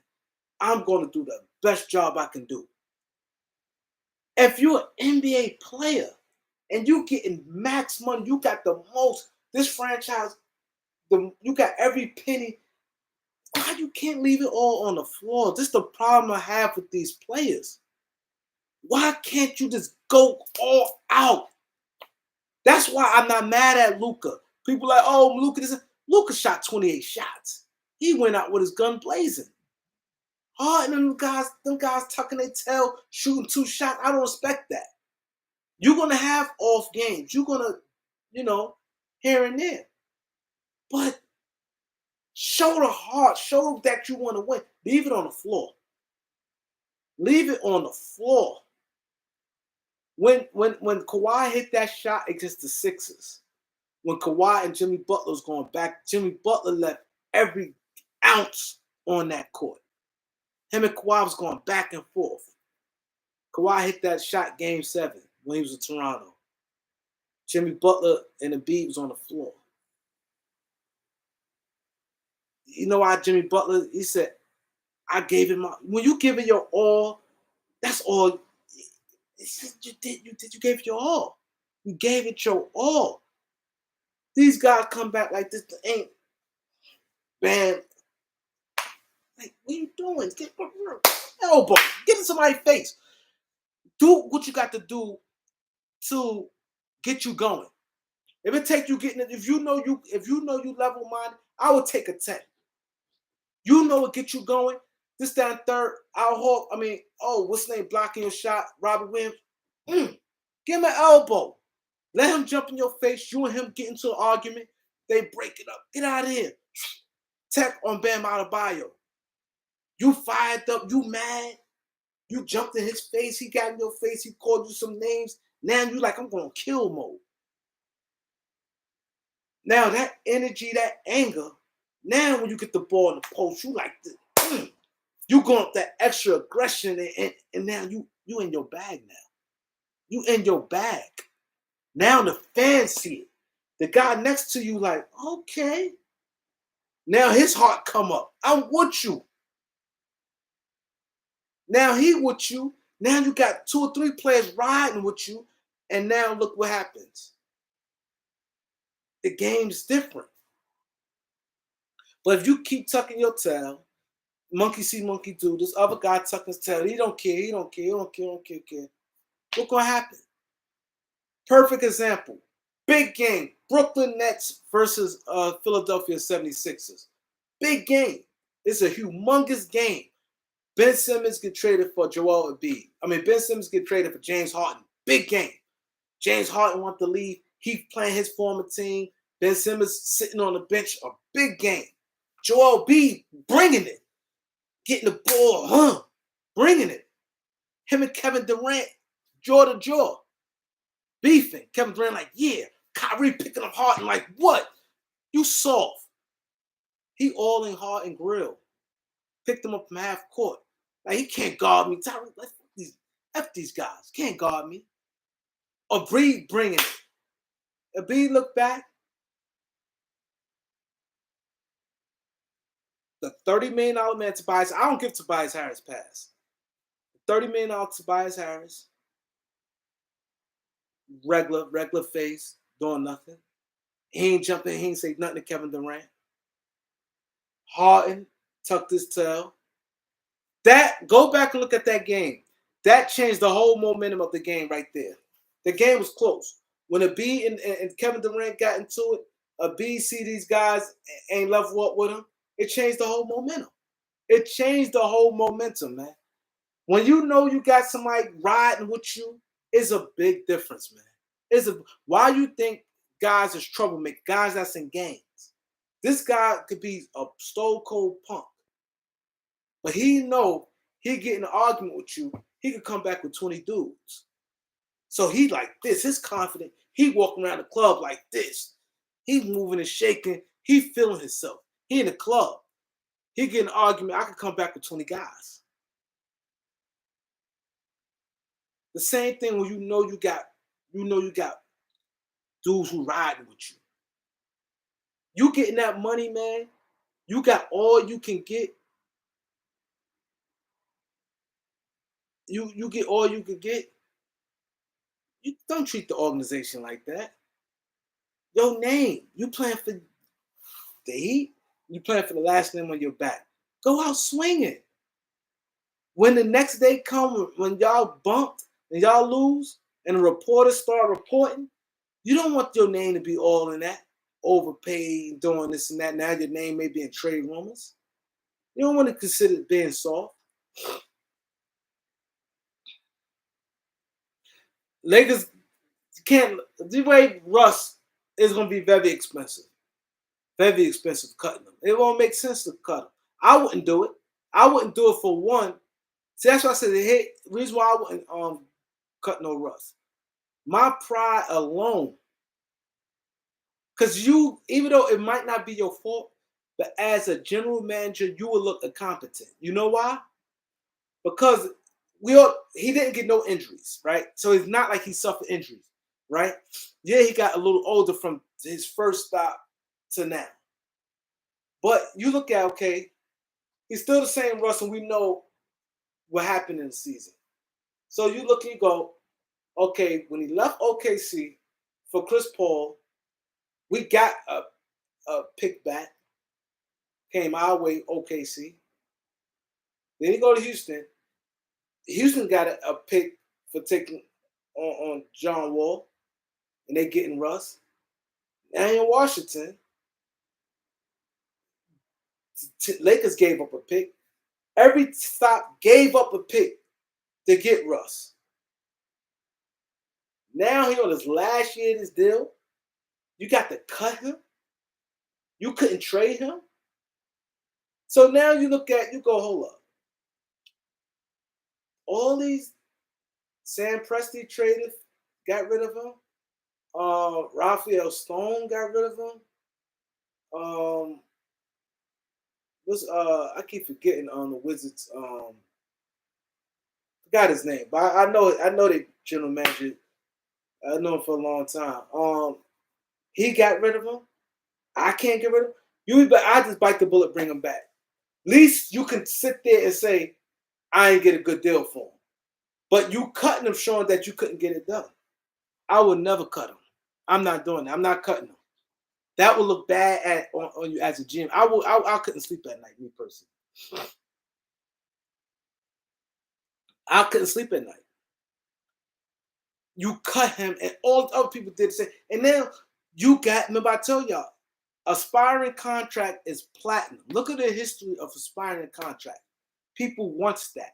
Everybody want to get off the books. And then not only that, the new collective bargaining agreement is 2024, right? You got the expansion coming in. 2024 is supposed to be like a rebirth of the NBA. 2024 is the rebirth of the NBA with a lot of changes. 2024 is the most important year in the NBA because they're going to get buku money because you're going to have 2 expansion teams coming in, and then you got the collective bargaining agreement. So collective bargaining agreement always is a very important year for both sides. Yo, that's my nose, man. 2024 is an important year because now you got 2024, you got it's a very important year because, like I said, the collective bargaining agreement is always humongous because they might bring back an amnesty. So now, a lot of teams may position themselves where, hold up, I'm going to give up some of these contracts for 2024. I'm going to have least amount of contracts on my books just in case we have to strike. Now, let's say a team let's say if 2023 was the year, and Lakers just have AD and Taylor Horton Tucker on their books. The Lakers like this. Okay, we only paying $50 million. The Lakers chilling. We paying while other teams paying 150, 140 million for what? The Lakers like this paying $50 million. 2 guys on their books. So now they can play, yo, what are we doing? Nah, we don't want that deal. We're going to play hardball with you guys. You know what I'm saying? That is the thing, man. That's very, very important in the NBA, man. Very important, man. That cap relief. Teams want that because it's the cap relief gives you a reset button. A cap relief now, you may have a young player that his contract now he due for the max. That you may have 2 guys in the draft, especially a lot of these teams be having like 2 guys in the same draft class. You got to pay. You may have to pay one guy max, another guy may get 12 million. So now you clear some of your books. Now it's making it a little easier. Like now, for instance, Charlotte got this thing on their books. Now you got Miles Bridges. So now it's another big contract. Now he's a free agent. Then you got LaMelo coming up. You might want to, you know what I mean, let some of that go. Because you know, we ain't winning with this. You know what you can win with, what you can't win with. You know that.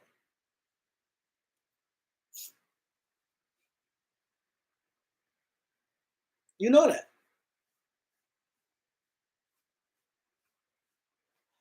He said, let's see what Ham do with McClung. McClung, that's the last thing Lakers need to worry about, guys like that. Lakers need to focus on guys who help them to win. Guys like that, he I don't even waste my. See, that's the process we shouldn't even be thinking about. We need to worry about guys who producing. Worry about how you gonna work with. Unless we have a high level young guy. McClung, if he was good, he wouldn't be in this position. He ain't good. He all right, but he not nothing to be wasting my head coach to be worrying about trying to. He had way more issues to be worrying about than worrying about some Matt McClung. He had way more issues. He would be a fool to even put any thought into that. The first year coach, he had to get his stuff up and running. Can't be worrying about no Mac McClung and none of them guys like that. Yeah, worry about rotations, coaching staff. That should he ain't worried about that. That guy ain't no difference, man. He's not like no young guy. You like, oh my god, like you know what I mean. If he clicks, he clicks. Like a unique guy, like a guy like Bo. Bo is like a guy like if he hit, like McClung is he's little, like what is he gonna do? A Bo 7'2", handle, blocks everything, athletic skill set. Now that you be like, now he work on something like that. If that hits, we that's a game changer. Then that's something you waste your time with. Yeah, no Matt McClung.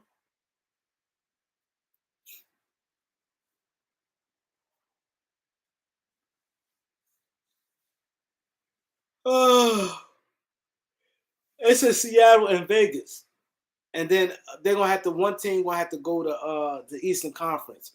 I'm thinking Minnesota because it's all next to each other, like Chicago, Milwaukee, Minnesota, all that, like right close to each other. The other places, like, because some people said Memphis, but I'm like, I doubt Memphis because if you look at distant wise, like compared to like Memphis to Atlanta, Chicago and Minnesota is like this, real close to each other. And New Orleans to Atlanta. New Orleans to Atlanta is like, a nice distance. So Minnesota makes the most sense because you look at how close it is to the Eastern Conference team.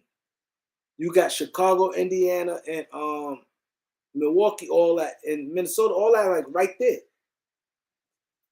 Um, Memphis and Atlanta, it's not right there to each other.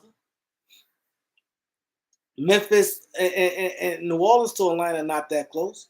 So those are the only three teams I can see is going to be. They ain't going to move no Texas team. But then you got three Texas teams. You're not going to move one of them Texas teams. That would make no sense because you got three Texas teams. So, and then and then you look at it. OKC, Oklahoma, and Dallas is close by each other. So now, if you say OKC and Dallas close by each other, and you're not gonna move no Texas team, so you might just leave OKC there. And then if you say uh, New Orleans and Texas is not, that's like kinda, you might just leave that there. Minnesota and Chicago is right there. Minnesota, most of when they migrate, they migrate. A lot of guys in Minnesota may go to Chicago, Chicago, Minnesota, like New York, New Jersey. New York, New Jersey, like people, New York guys, when they get houses, they get their houses in Jersey. Like a lot of Knicks players, they play in New York. Even a lot of them live in Jersey. So that's how I like Chicago and Minnesota. So I think it'd be Minnesota and going the East.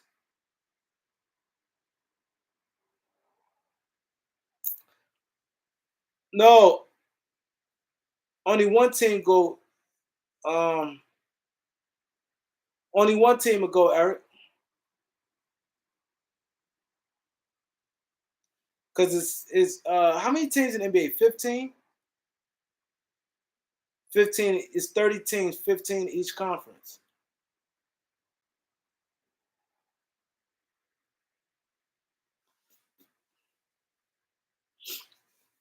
Let's get the likes up. Let's get the likes up. Yeah, so I man, I knew it, man.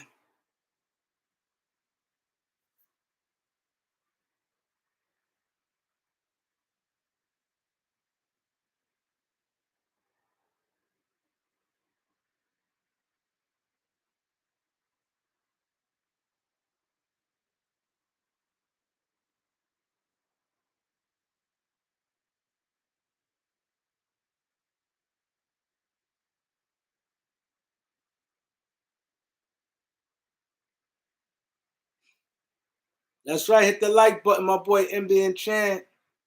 So hit the like button. That's Mr. Like. Hit the like button. Yeah.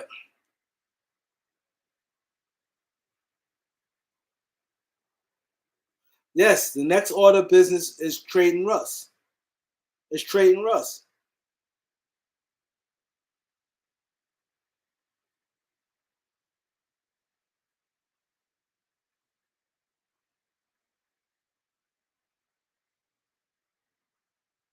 It's trading Russ. And I want to see how much heart Bam has. Now, Bam been hearing this is another thing I don't get with these guys. If you've been hearing guys been getting on you the whole series, I want to see how he let it go tonight.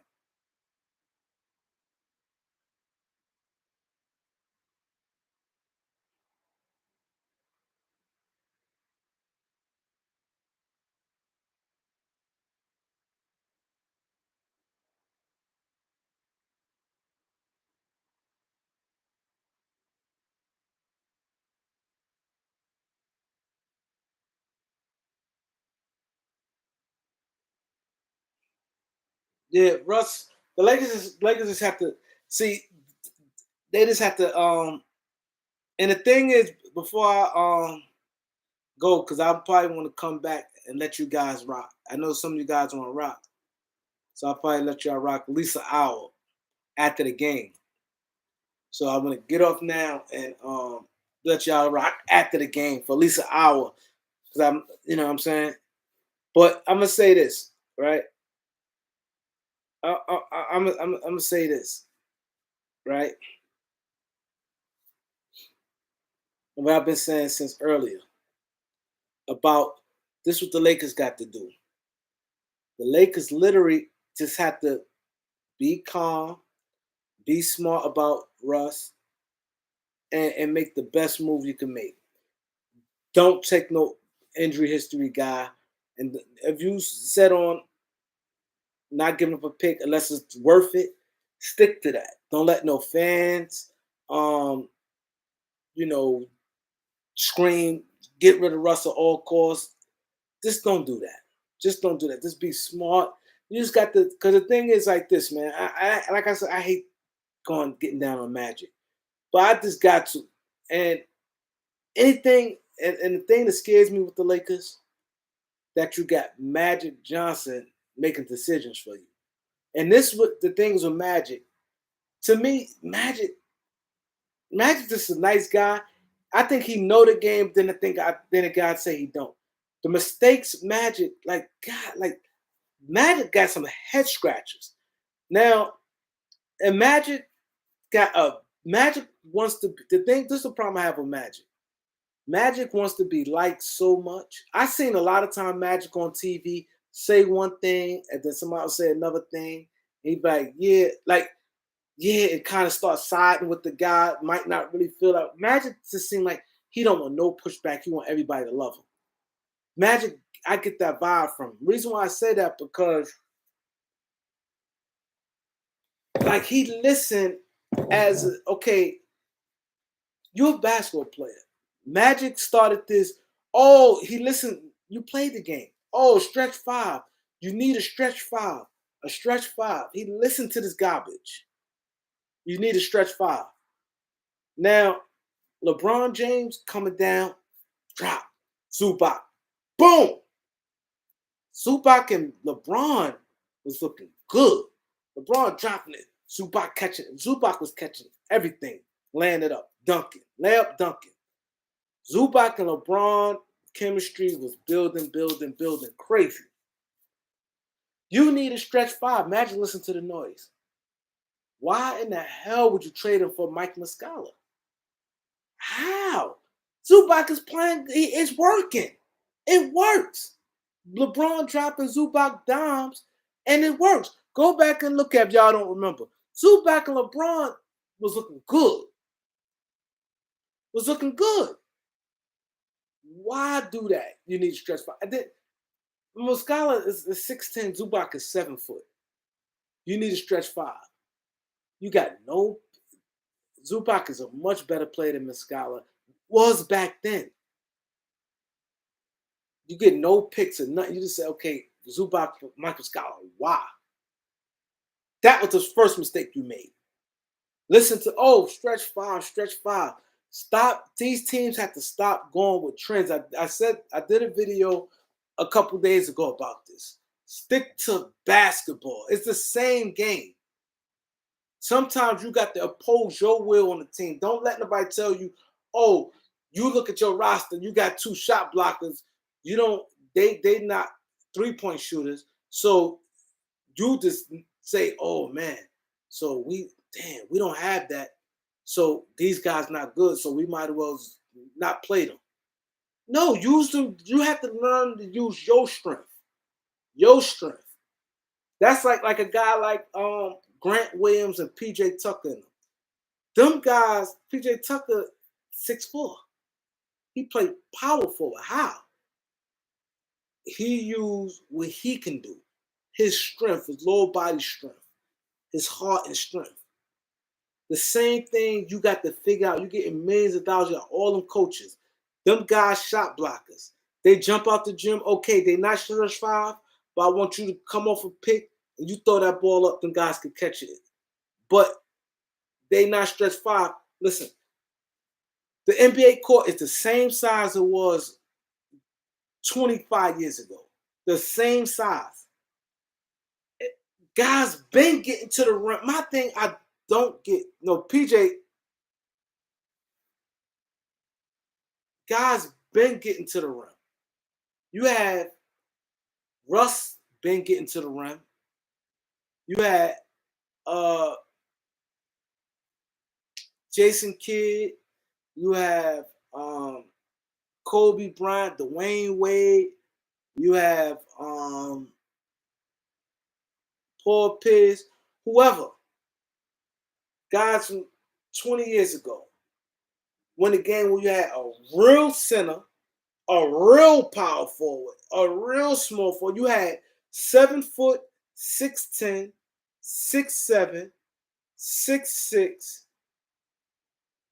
and 6'2" as your lineup, as your average lineup.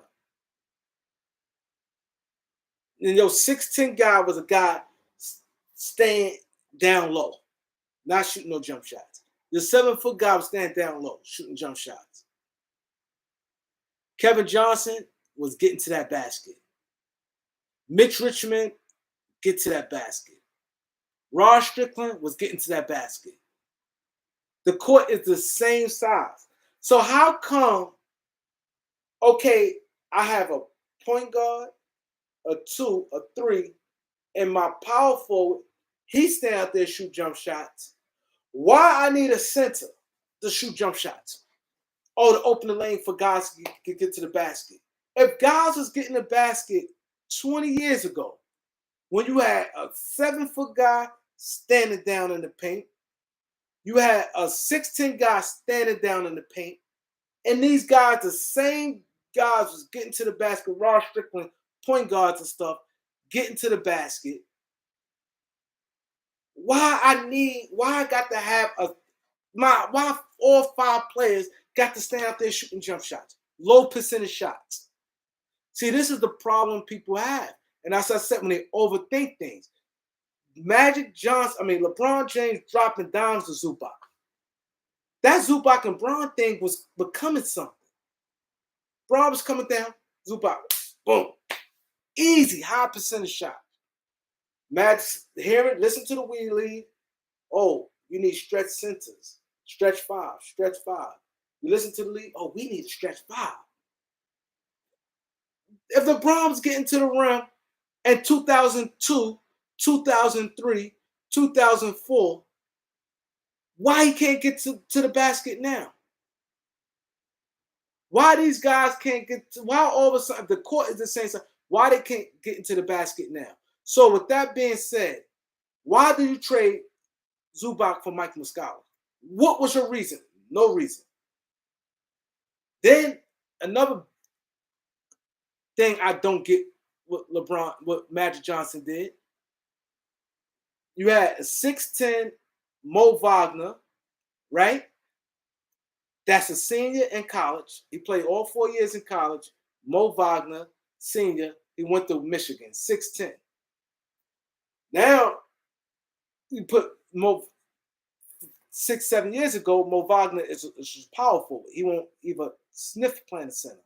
But now Magic, in today's NBA, Mo Wagner 6'10, he's a center. And he's gonna be my stretch five. There go Magic thinking again. He already saw that Mike Muscala, Mo Wagner. I need a stretch five. So I'm gonna get Mo Wagner. And you know what? He from Michigan, right, Rob? Rob, you went to Michigan. I'm from Michigan.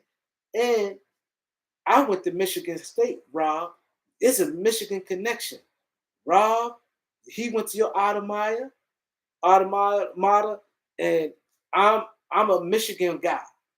And Mo Wagner played for Michigan. We need to stretch five. It's a Michigan thing. You pick Mo Wagner, a guy that played 4 years, that you knew exactly what he's going to be. You just thinking, stretch five, that's it.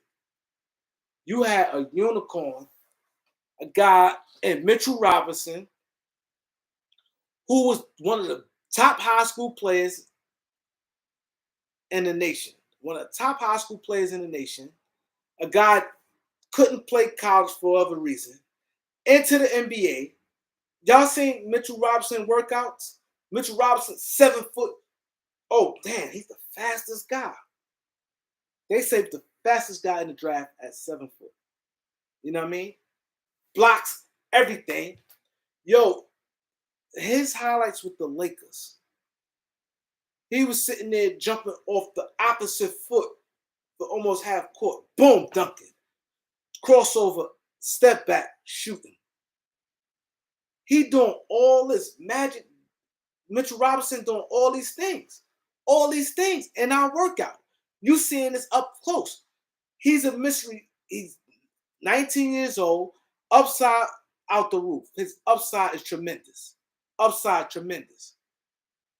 You looking at this firsthand. He blocked. You know, if nothing, he gonna come in the league, block shots, run the floor crazy. His upside is tremendous. He couldn't play college basketball. But you say, no, I'm going to get Mo Wagner because he's a stretch five. That's why I don't trust Magic Johnson. I like Magic, and I hate to be saying this. But that's the mistake number two. These big mistakes. That Zubac for Mike Muscala it made no sense. Zubac was playing excellent. LeBron dropping them dimes. But you say, I want Mike Muscala because he could shoot 3-point shots. Now you get Mo Wagner. Oh, I want Mo Wagner. He could shoot 3-point shots. And he went to Michigan, and I'm a Michigan guy. This ain't no trivia bubblegum stuff. This is some real life stuff. Some life-changing stuff. And you see a guy like Mitchell Robinson, the top high school player, a McDonald's All-American. Yo, I seen his highlights with some of his scrimmages with the Lakers and different teams. And he even said to himself, I ain't working out with no teams. He wanted to play for the Lakers. He said, I ain't working out with no teams, staying with the Lakers. He doing stuff like this all with the cones, dribbling and stuff. 7 foot, didn't play. And you know, like, if he hit, it's going to be big. His upside, but you pick Mo Wagner. Then a whole year in advance. This is another thing that the next mistake Magic made. A whole year in advance. Now, a real GM, no, if you got a high quality player, if you have in your mind, you could trade him. If you trade him now, you could trade him in next year. Let's say, for instance, the Knicks. That's to say the Knicks, for instance. Let's say the Knicks need cap space, right? And they got like, damn, I would trade RJ Barrett, right? Let's say Knicks have in their mind they trade RJ Barrett. And they say, damn, I may have to attach him to Evan Fournier to get rid of, we want this cap space because LeBron gonna be a free agent. We want LeBron. We need a cap space, but I may have to attach Evan Fournier with RJ Robinson. But it's not until 23. We in 22. The season ain't even started yet. We got a whole year to go. You can make that. Do you know how many teams to take RJ Barrett? If you attach him with Evan Fournier, that type of deal, you could do that at draft, clear the cap space, and 2 weeks later, go into free agency. That's not a type of trade you have to do way in advance if you have to get rid of somebody. See, this is the thing with Magic, the inexperience. You trade a D'Angelo Russell, right? A second pick of the draft, a guy getting better, hit 5 or 6 clutch shots in the NBA. His name is popping with ice in my veins. They got all type of he becoming this thing, ice in my veins. Like that shit hitting now, right?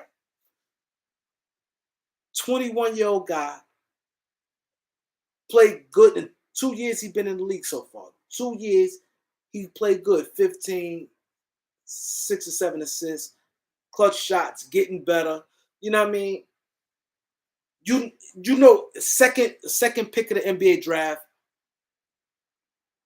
Why you had to do a whole year? Do you think, oh, I need cap space, and you attached to Moscow for a whole year, where you could have been like, you know what, this whole year, maybe somebody else may have a good year. I might attach them to Moscow. You did a whole year. You worried about cap space. You jumped the gun that much. It's not like when they traded him, they used the cap space right then and there. They waited for the whole following year. That's like right now, like I said, that's like right now, the Knicks giving up RJ Barrett right now to clear cap space for 23. You could wait next year. You still be able to do that. You can make that same deal next year. And look what they got for D'Angelo Russell. A second pick of the draft for a Brook Lopez and a 27th pick. It's not like Russell struggling. That's like right now, the Knicks trading RJ Barrett and Evan Fournier is equivalent. Since Evan Fournier got a big contract, RJ Barrett and Evan Fournier for like Brook Lopez right now and Milwaukee first round pick. Now we already know Milwaukee first round pick gonna be in the late 20s. We know Milwaukee pick gonna be in late 20s. So now we getting Brook Lopez and a pick gonna be in the late 20s for RJ Barrett and Evan Fournier. That don't make no sense. I understand Fournier is better than Moscow. I get that part. And RJ Barrett this year, but mind you, and D'Angelo Russell had RJ Barrett played 3 years. But I'm saying at the 2-year mark where they's at. I get that. That's bonehead decisions Magic made. Magic made some real bad decisions, man. I like Magic and everything, man, but Magic made some real bad decisions. Real bad decisions. What technically, what good did Magic really do, to be honest? What good did, but outside him recruiting LeBron, what good did he do? That thing, the Anthony Davis thing leaked. and he just didn't care. Like he threw everything in their mother at New Orleans to get Anthony Davis. He threw everything under the sun for Anthony Davis. He didn't have no cut card to be like, nah, no resistance. He did it like it was no tomorrow. He threw every young player we had, every which way they wanted to trade, he tried. He said, okay, you want we give you our first round pick. We give you Brandon Ingram. We give you Lonzo Ball. We give you KCP. We give you Zubac. We give you Rondo too. And we give you 3 first-round picks. They'll jack that off. They would have been in a way better position than they is now. The Lakers made out much better. The Lakers made out much better than they did if Magic would have been there. If they'd have took that deal. Dell Demps jacked that off. He should have just took that deal. The Lakers saved on Kyle Kuzma. They didn't. Well, Zubac wasn't in that trade, and they saved on a couple picks.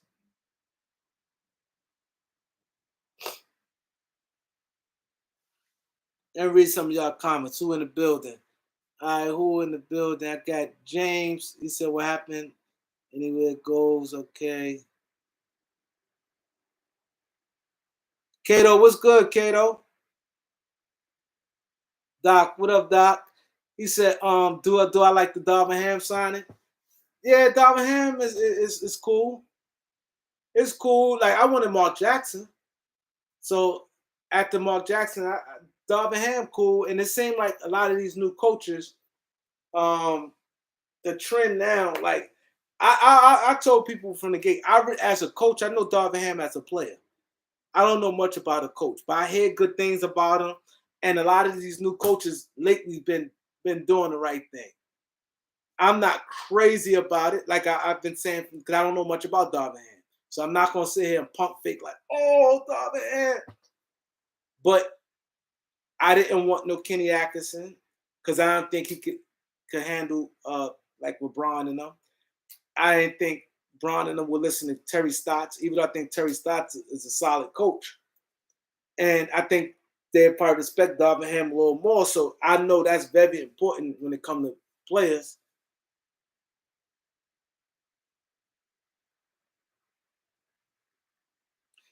I don't know. I wanted Mark Jackson, man. I wanted Mark Jackson. I wanted Mark Jackson. I ain't gonna lie. I think Mark Jackson would have been the guy. I don't know much about Darvin Ham as a coach. I'm just gonna be honest. So I saw a lot of people on here was asking me about a lot of people on here was asking me about Darvin Ham as a coach. I can't answer that. So all I can say is I hear good things about Darvin Ham. Hit that like button. Everybody get them likes up, man. Can I get the 200 likes? I never did 200 likes before. While I'm live, I did it after I got off live and reached it. But while I was live, I never did 200 likes, man. So can your boy get a career high, man? Can I get a career high 200 likes? I'm 20 likes short for 200. But I wanted Mark Jackson, man. Because I know where I'm in. I know when it comes to Mark Jackson, the stuff, the most, I think Mark Jackson with Anthony. So I'm thinking more Anthony Davis. LeBron don't say nothing to Anthony Davis to get Anthony Davis going. But I know Mark Jackson could have got him there. Bron, I think let AD get passes. I think LeBron should be a little more stern with AD. But sometimes that's really not always on the player. So I'm not blaming him for that. But I just think that Mark Jackson, and another thing I know, and this is what I don't like, I know I would love to see the tapes. Listen to the conversation when Mark Jackson interviewed and what Darvin Ham interviewed. I know for a fact Mark Jackson interview hit harder than Darvin Ham. I know Mark talked that shit to the Lakers. The Lakers didn't pick him. The Lakers didn't pick him.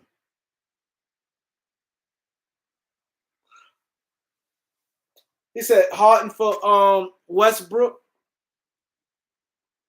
They make the same money, and y'all take THC. The Lakers will do that, but I wouldn't give Harden no. I smell smoke. Hold on, I'll be right back. I smell smoke.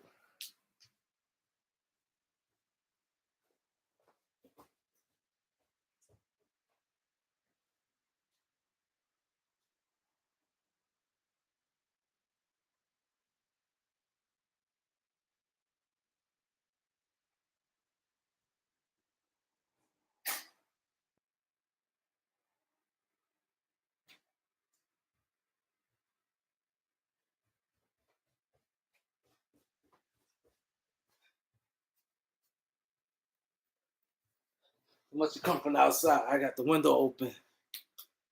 But Doc, I think the Lakers will do that. But I wouldn't give Harden no extension. I'll let him play his contract out and let his money run out like Russ money run out. The Lakers will do that THT and Russ for. I think, to be honest, Russ wouldn't do what Harden did in the playoffs.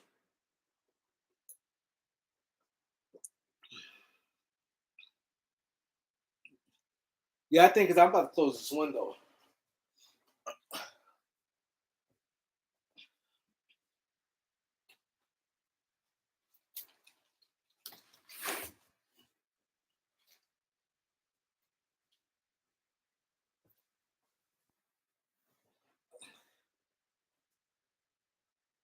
I know I would love if they was to have tapes, listen to Darvin Ham, listen to Mark Jackson. I know he can't out interview Mark Jackson.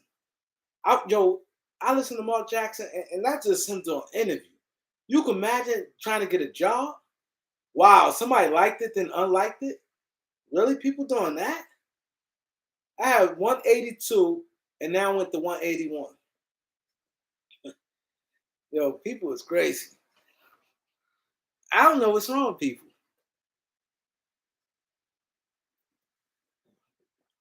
But like I said, I can't tell you guys. Y'all gonna know about Darvin Ham like I'm gonna know about him. Some of y'all probably know more about Darvin Ham than me. I don't really know. As a coach, I hear things about him. I need to hear him talk like that. Me getting a vibe on somebody. I want to hear that. Like I can't wait to his press conference. I want to hear him talk like that. That matters.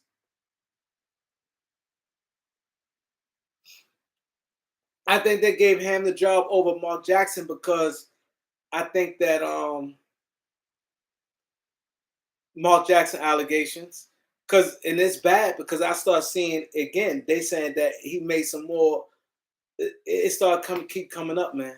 I think Mark Jackson allegations, and then I heard that the Lakers was never serious into Mark Jackson. They just did an interview as a favor. That I don't like. Then I think you out of pocket for doing that. You give somebody an interview just to please somebody, and you know you don't got no intentions high in this man. You getting his hopes high. He preparing himself. Yo, I'm gonna give a good interview. He praying for the job. His wife praying. Oh baby, I hope you get the job. Everybody praying. You got the fans. Oh, Mark Jackson interviews the Lakers. Please hope you get. And he don't have a chance in hell of getting the job. I don't like that. And I think that sound about right.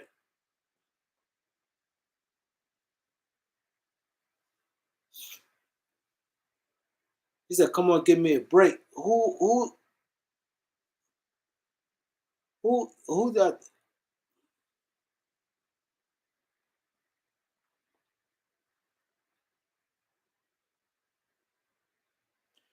Um, Zay, who you talking? You talking about?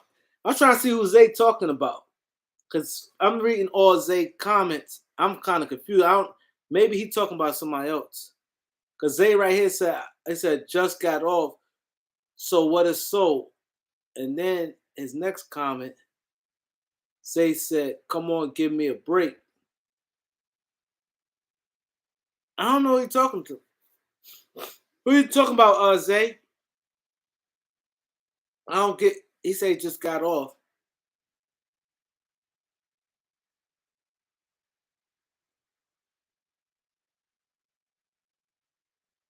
I don't know, but all I'm saying, I don't know much of.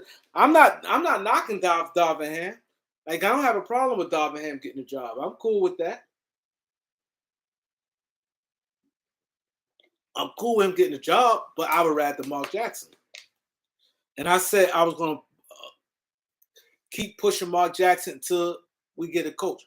I just hope, and like I said, I hear good things about Darvin Ham. I think Ham staff gonna come real soon. I think you'll find out that real soon.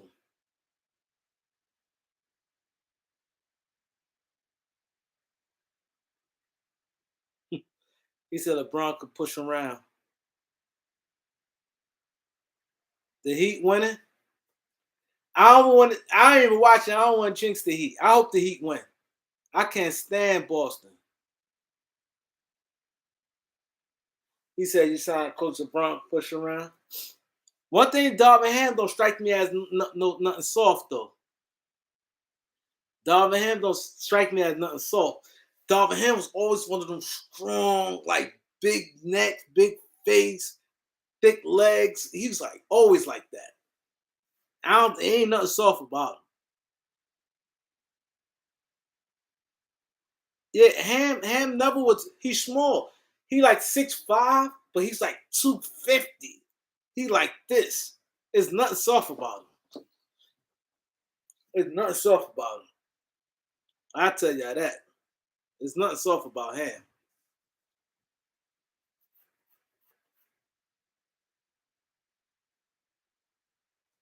He said, I don't want to jinx the game. That's why I'm even watching. I hope Miami win.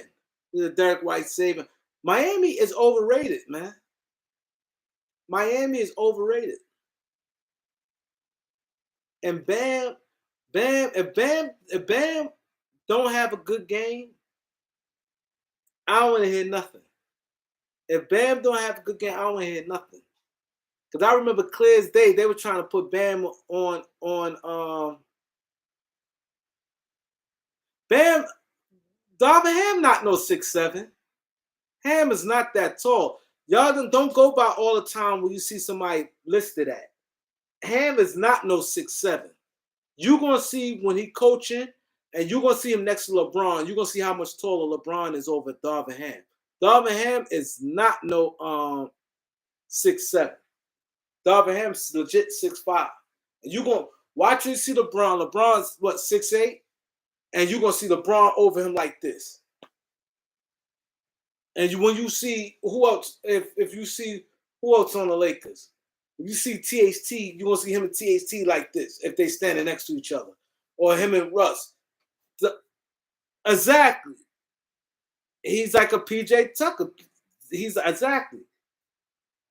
Yeah. Darvin Ham wasn't good at all. Darvin Ham was not a good basketball player. He was physically, he's strong as an ox. He jumped out the gym. He was strong as an ox. He jumped out the gym. But he's not no 6'7". He's not no 6'7". That's why I said you can't go by listing because they list players and you look at you be like, no way he that tall. No way he that tall. Like they be sometimes ODing on certain people heights. Some people height, if it's like an inch, but Jay look, people like, no way he know. And then you look at him to him, be like, how? Like the guy from Boston, Milwaukee. The guy Nawava, they list him at 6'8". He's like 6'4". He's a god. Watch him. Like just go type in the guy highlights and you'll see when somebody's 6'8" and you just look at somebody, that means him and Tatum was the same height. You could look at him and then you could be like, he ain't no him and Tatum, not Tatum 6'8". He's not no 6'8". He's not tall like Tatum or Otto Porter and them guys like that. I don't know why NBA do that. When they see a mistake, maybe some stuff in mistakes, but they need to correct it. Oh, nah, you ain't too young, Doc. He was terrible everywhere he went. But the thing about Darvin Ham, he played hard. He played with a lot of heart. He banged. He was physical. Not David Nwaba, the one from Milwaukee. His name is NWORA. I think. Not David Nwaba. Not David Nwaba. No. I can't pronounce his name, but his last name is Nwore. I saw him in person. Me and my son, we went to the game, the Milwaukee and Boston, and we was right down there. He's not that tall. He light skinned, the light skinned dude.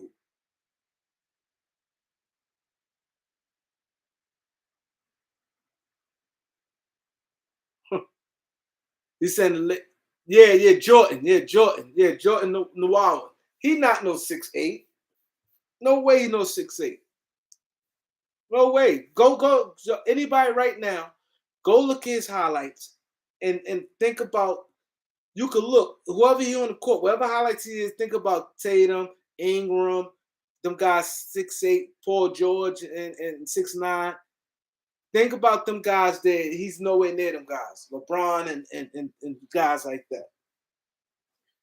He said the Lakers job, but he might do a good job, Doc. He might do a good job, man. He might do a good job. Sometimes I think jobs like guys like him, Lakers may need to make changes like this. Lakers used to always chasing big name players. They may need to make a little change, get like the little gritty guys. I don't know who labeled them as that, but I know they should correct it. They should correct it. Cause Darvin Ham, you're gonna see Darvin Ham not no 6'7". Darvin Ham ain't no 6'7".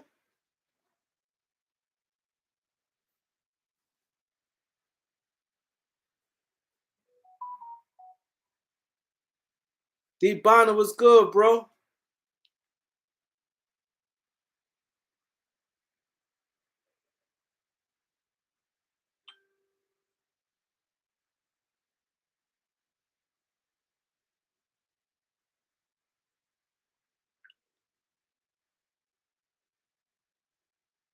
Yeah, he not no 6'7", man. That is a total reach there. Wait till y'all see him coach when y'all see how, or he do his press conference of Brown or AD there, or if THT there or one of them other guys there, and they standing next to. Oh, matter of fact, forget Brown and them. Watch when him and Rob Pelinka take a picture, because that you're going to see when they announce him as a coach and he come on there and you see Rob Pelinka and Darvin Ham, when they take the picture, you gonna see, you're gonna be like, no way he no 6'8". You gonna see. Because Rob Pelinka, what, 6'3", 6'4"? Legit, what, Rob Pelinka like legit 6'4"? Because Kobe is 6'6", and Kobe's taller than Pelinka. Pelinka, there's a lot of pictures. Kobe taller than Pelinka. Watch when you see Darvin Ham and Rob Pelinka take a picture together. And watch when you see him and Rob Pelinka, they can be like the same size when they take the picture. And you'll be like, no way he's 6'7". Especially if they standing right next to me, ain't no angle, and they take a good picture, which they 9 times 10 they will, or they're gonna, and when they live, they walk, they're gonna probably walk in, and you're gonna see it. NBA always did that, like for some reason. Like Elijah want legit 6'10", they list him at 7 foot. And it was clear as day that that Patrick Ewing was taller than him. And Rob Pelinka ain't no 6'6". Kobe was tall. You could see Kobe was taller than Rob Pelinka. Clearly taller than him. Go look at any picture of Kobe and Rob Pelinka. He's taller than him, and Kobe's 6'6". And Kobe might be legit probably 6'5", 6'5 and a half. And that's Rob Pelinka legit not no 6'6". He's legit not no 6'6". So if Rob Pelinka 6'6", Kobe 6'8". I find a picture right now, Rob Pelinka and Kobe. Kobe's taller than Rob Pelinka. That's why you can't always go by listed heights. You could just do things on your own. It's not that they lied, but they do a lot of people Texas. I ain't gonna say oh they lied, but they do that. I don't know why, but they do that. They do that. They There's a lot of people heights they say and you could look and be like, no way. They used to list Ben Wallace at 6'9". And you saw when Ben Wallace, Rasheed Wallace, um, Kevin Garnett, all of them, when the recent picture when they all was together on Kevin Garnett's show. Kevin Garnett is 6'11". Kevin Garnett has a show. Remember his show Kevin Garnett had?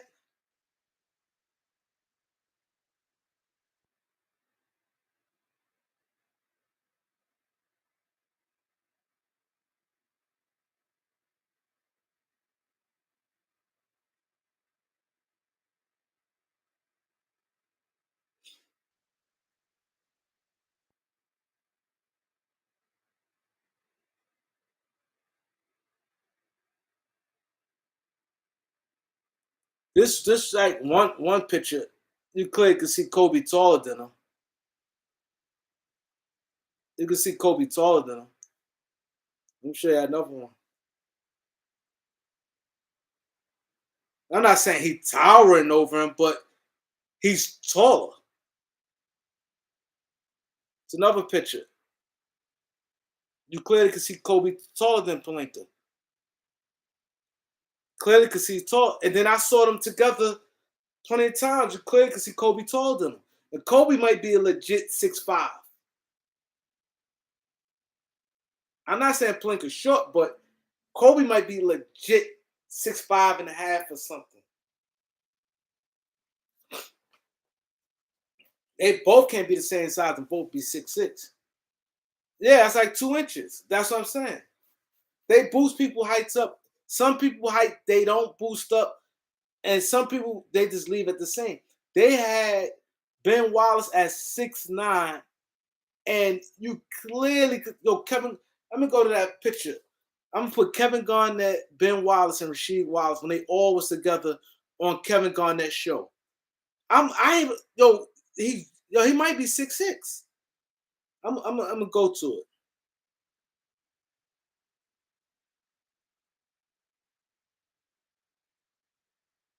They all what's the name of Kevin Garnett's show?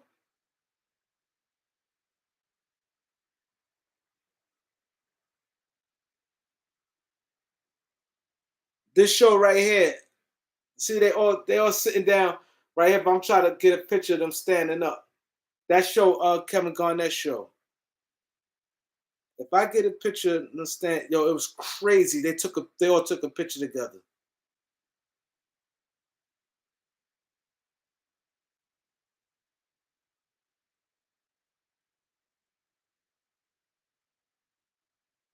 I'm gonna find that picture. That shit was. You can see it, but it's this is not like a good angle. But you can see Ben Wallace not even no 6'8". Kevin Garnett and She Wild is not even 3 inches taller than him. I give him the most 6'7". I'm gonna find it.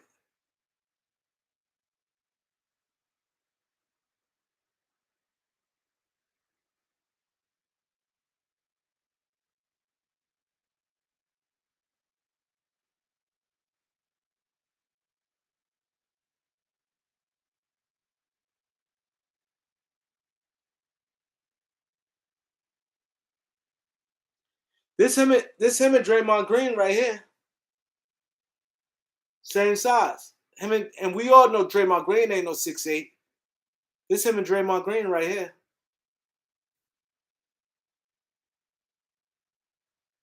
Let me find more.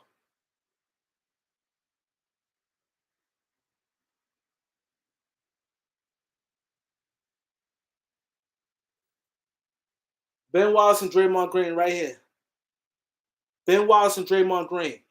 We know Draymond Green 6'6". Ben Wallace and Draymond Green. That's why I said when I watch basketball, I watch everything. I look at a guy's size, and I don't just watch the game. I don't go by because somebody say they 6'7", 6'8", and this and that. Bill Russell is what, 6'9", right? Bill Russell, and we all know when you 70, 80 years old, they say you shrink some. Look at this. And look at his afro. Look close to this picture here. Look how Bill Russell taller than Ben Wallace, and that's an afro. Imagine if it was in some braids or something. Look at Bill Russell taller than him. And he has an afro. And we all know Bill Russell like 80. And you know, when you older, you shrink some.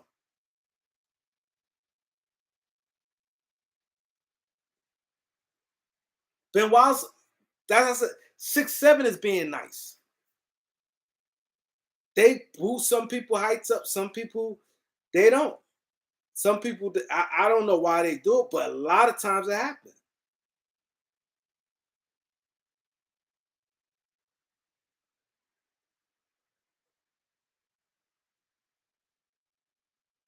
Look in this picture, Rashid is 6'11", and look at Rashid like Rashid like this, taking a picture like this, and look how like him and Richard Hamilton. Look at Tayshaun Prince, but they like fall apart, so it's kind of hard to see that. I think I made my point. I don't think I need to keep doing that, showing pictures, but I don't know why they do that. Some people they add inches, some people they don't. And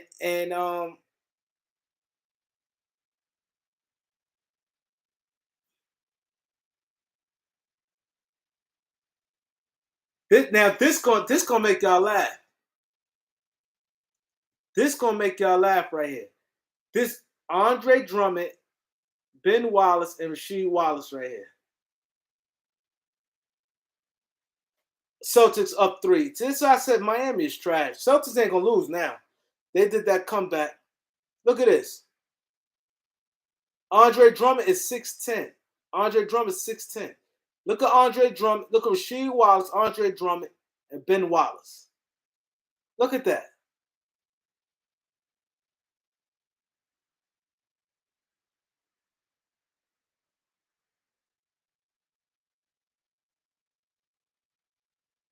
And look at this. This is a full shot. They like legs and everything. Their whole body. So it's not like somebody bending down. Look at that. Look at Ben Wallace and look at Drummond. Drummond 6'10". Rasheed Wallace and look at Ben Wallace. That look more like 6'6" to me. This look more like 6'6" to me.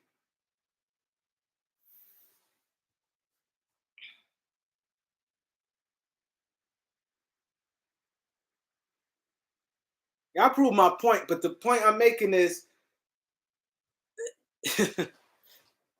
when I watch basketball, believe me, when I watch it, man, I got to watch everything.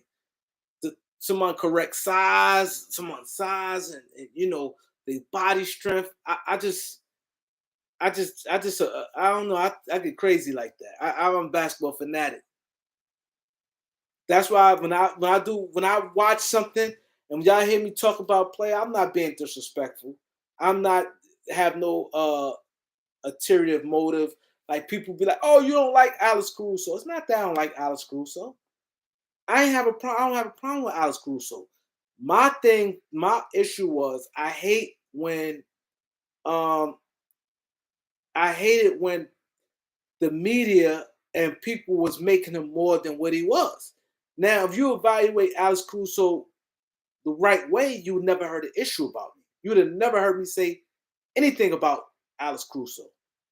But when they start making, oh, he better than this. Oh, he better than Lonzo Ball. Alex Caruso better than Lonzo, and they pumping him up like that.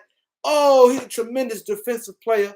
Now you cause me to come out, and I had to sit there and had to break the game down. Now I have to sit there, look at him now. Watch him. Now I have to put y'all on show. Just watch him next time. And y'all and people's come here, Kareem, you right. Y'all was seeing people get the ball, one dribble pass him. Boom. Y'all was seeing people easy, dribbling, pulling up right in front of his face. They might miss, but a defensive player, you're going to have a problem. That pull-up, it's not that easy pull-up. You're not getting past a good defender with no one dribble. You know what I'm saying? I saw Dame. Dame not no Kyrie. I saw Dame pop pass Alex Caruso, going to the basket. I seen Jamal Murray, one dribble. I'm seeing guys, one dribble getting past him. Not saying he a bad defender, but it caused me to show y'all, listen, what he is, he hustles. He play hard. He don't give up on plays. He hustle. He's a gritty player. I like that about Alex Caruso. That's what he is. But you're not going to have me and you going to have me, oh, he's better than Lonzo Ball. Oh, he's better than this. Oh, he's a great defender. He's a lockdown. No. He's not a lockdown defender. He's not. I seen guys get their shot off too easy when they pull up. And I seen the guy get past him too much time off the dribble. And then when I pointed that out and I came on the live, the next day, you know what people said? Yo, Kareem, you right. You 100% right. I'm seeing what you're talking about. That's the point. I'm never gonna be on here, ever gonna be on here, say things just to be mean to a player or it's anything. It's nothing personally with no NBA players. None of them. Oh, you just don't like them. Don't say that. I just don't like them. Because I lose credibility when I do that. When I sit there and, oh, you just don't like them, I lose credibility. And then, you know what people going to say? Damn, this guy here, man, he don't know his shit. I'd rather, if I dislike somebody, I'd rather you get, I'm not going to talk. I'm not going to just lie on his game. The same thing, like I be saying, even Austin Reeves. Oh, Austin Reeves should be a starter. He should be this and that. Oh, Austin. Hey, do you watch the game? Watch him. He like this. He don't make nothing happen. The shots, wide open shots, he do, and he do one thing. Oh my God! Oh, he didn't see that. He get the. Oh my God! Oh my God! He had triple double at the end of the season. Oh my God! He's good. Oh my God! He could develop it. That game ain't count. That game meant nothing. And then when you could play freely, it's different when you have some type of pressure on you. We could see that. Bam and these guys, all these guys, you could see the difference when they in a regular season, and you could see the James Harden in them in a regular season. Then when it came to the playoffs, it was a big difference. So a game in January, when you have your star players, Bron and AD and your whole team, and he playing, then a last game of the season, the game mean nothing. You're going to play 1,000 minutes. Like, it don't mean nothing. So I'm supposed to take the triple-double and think he's some hot prospect? I was supposed to say, oh, my God, Austin Reeves had triple-double. He's a hot prospect. He knew walking in that game, I'm playing 1,000 minutes as long as I don't foul out. I could shoot 20, 25 shots. I could shoot free and will. My coach everybody knew Frank Vogel was gone. Vogel not going to be here. He's going to play me 1,000 minutes. I'm going to run down for some rebounds or whoever rebound come my way. I'm loose. I'm in the backyard. I'm playing in front of 5 people who going to call next, who going to play. We're going to play the winner. The 5 going to come on the court. It's loose. Anybody can play under them conditions. Anybody can play under them conditions. Oh, I don't want to jinx it. Oh, 2 minutes, 99.99. I got to go because I don't want to see it. Can I get the 200 likes as I walk off? And when I log back on, please have 200 likes. Like, subscribe, peace. because I hope they lose. Please like, subscribe, peace. Hit the like, get to 200 likes.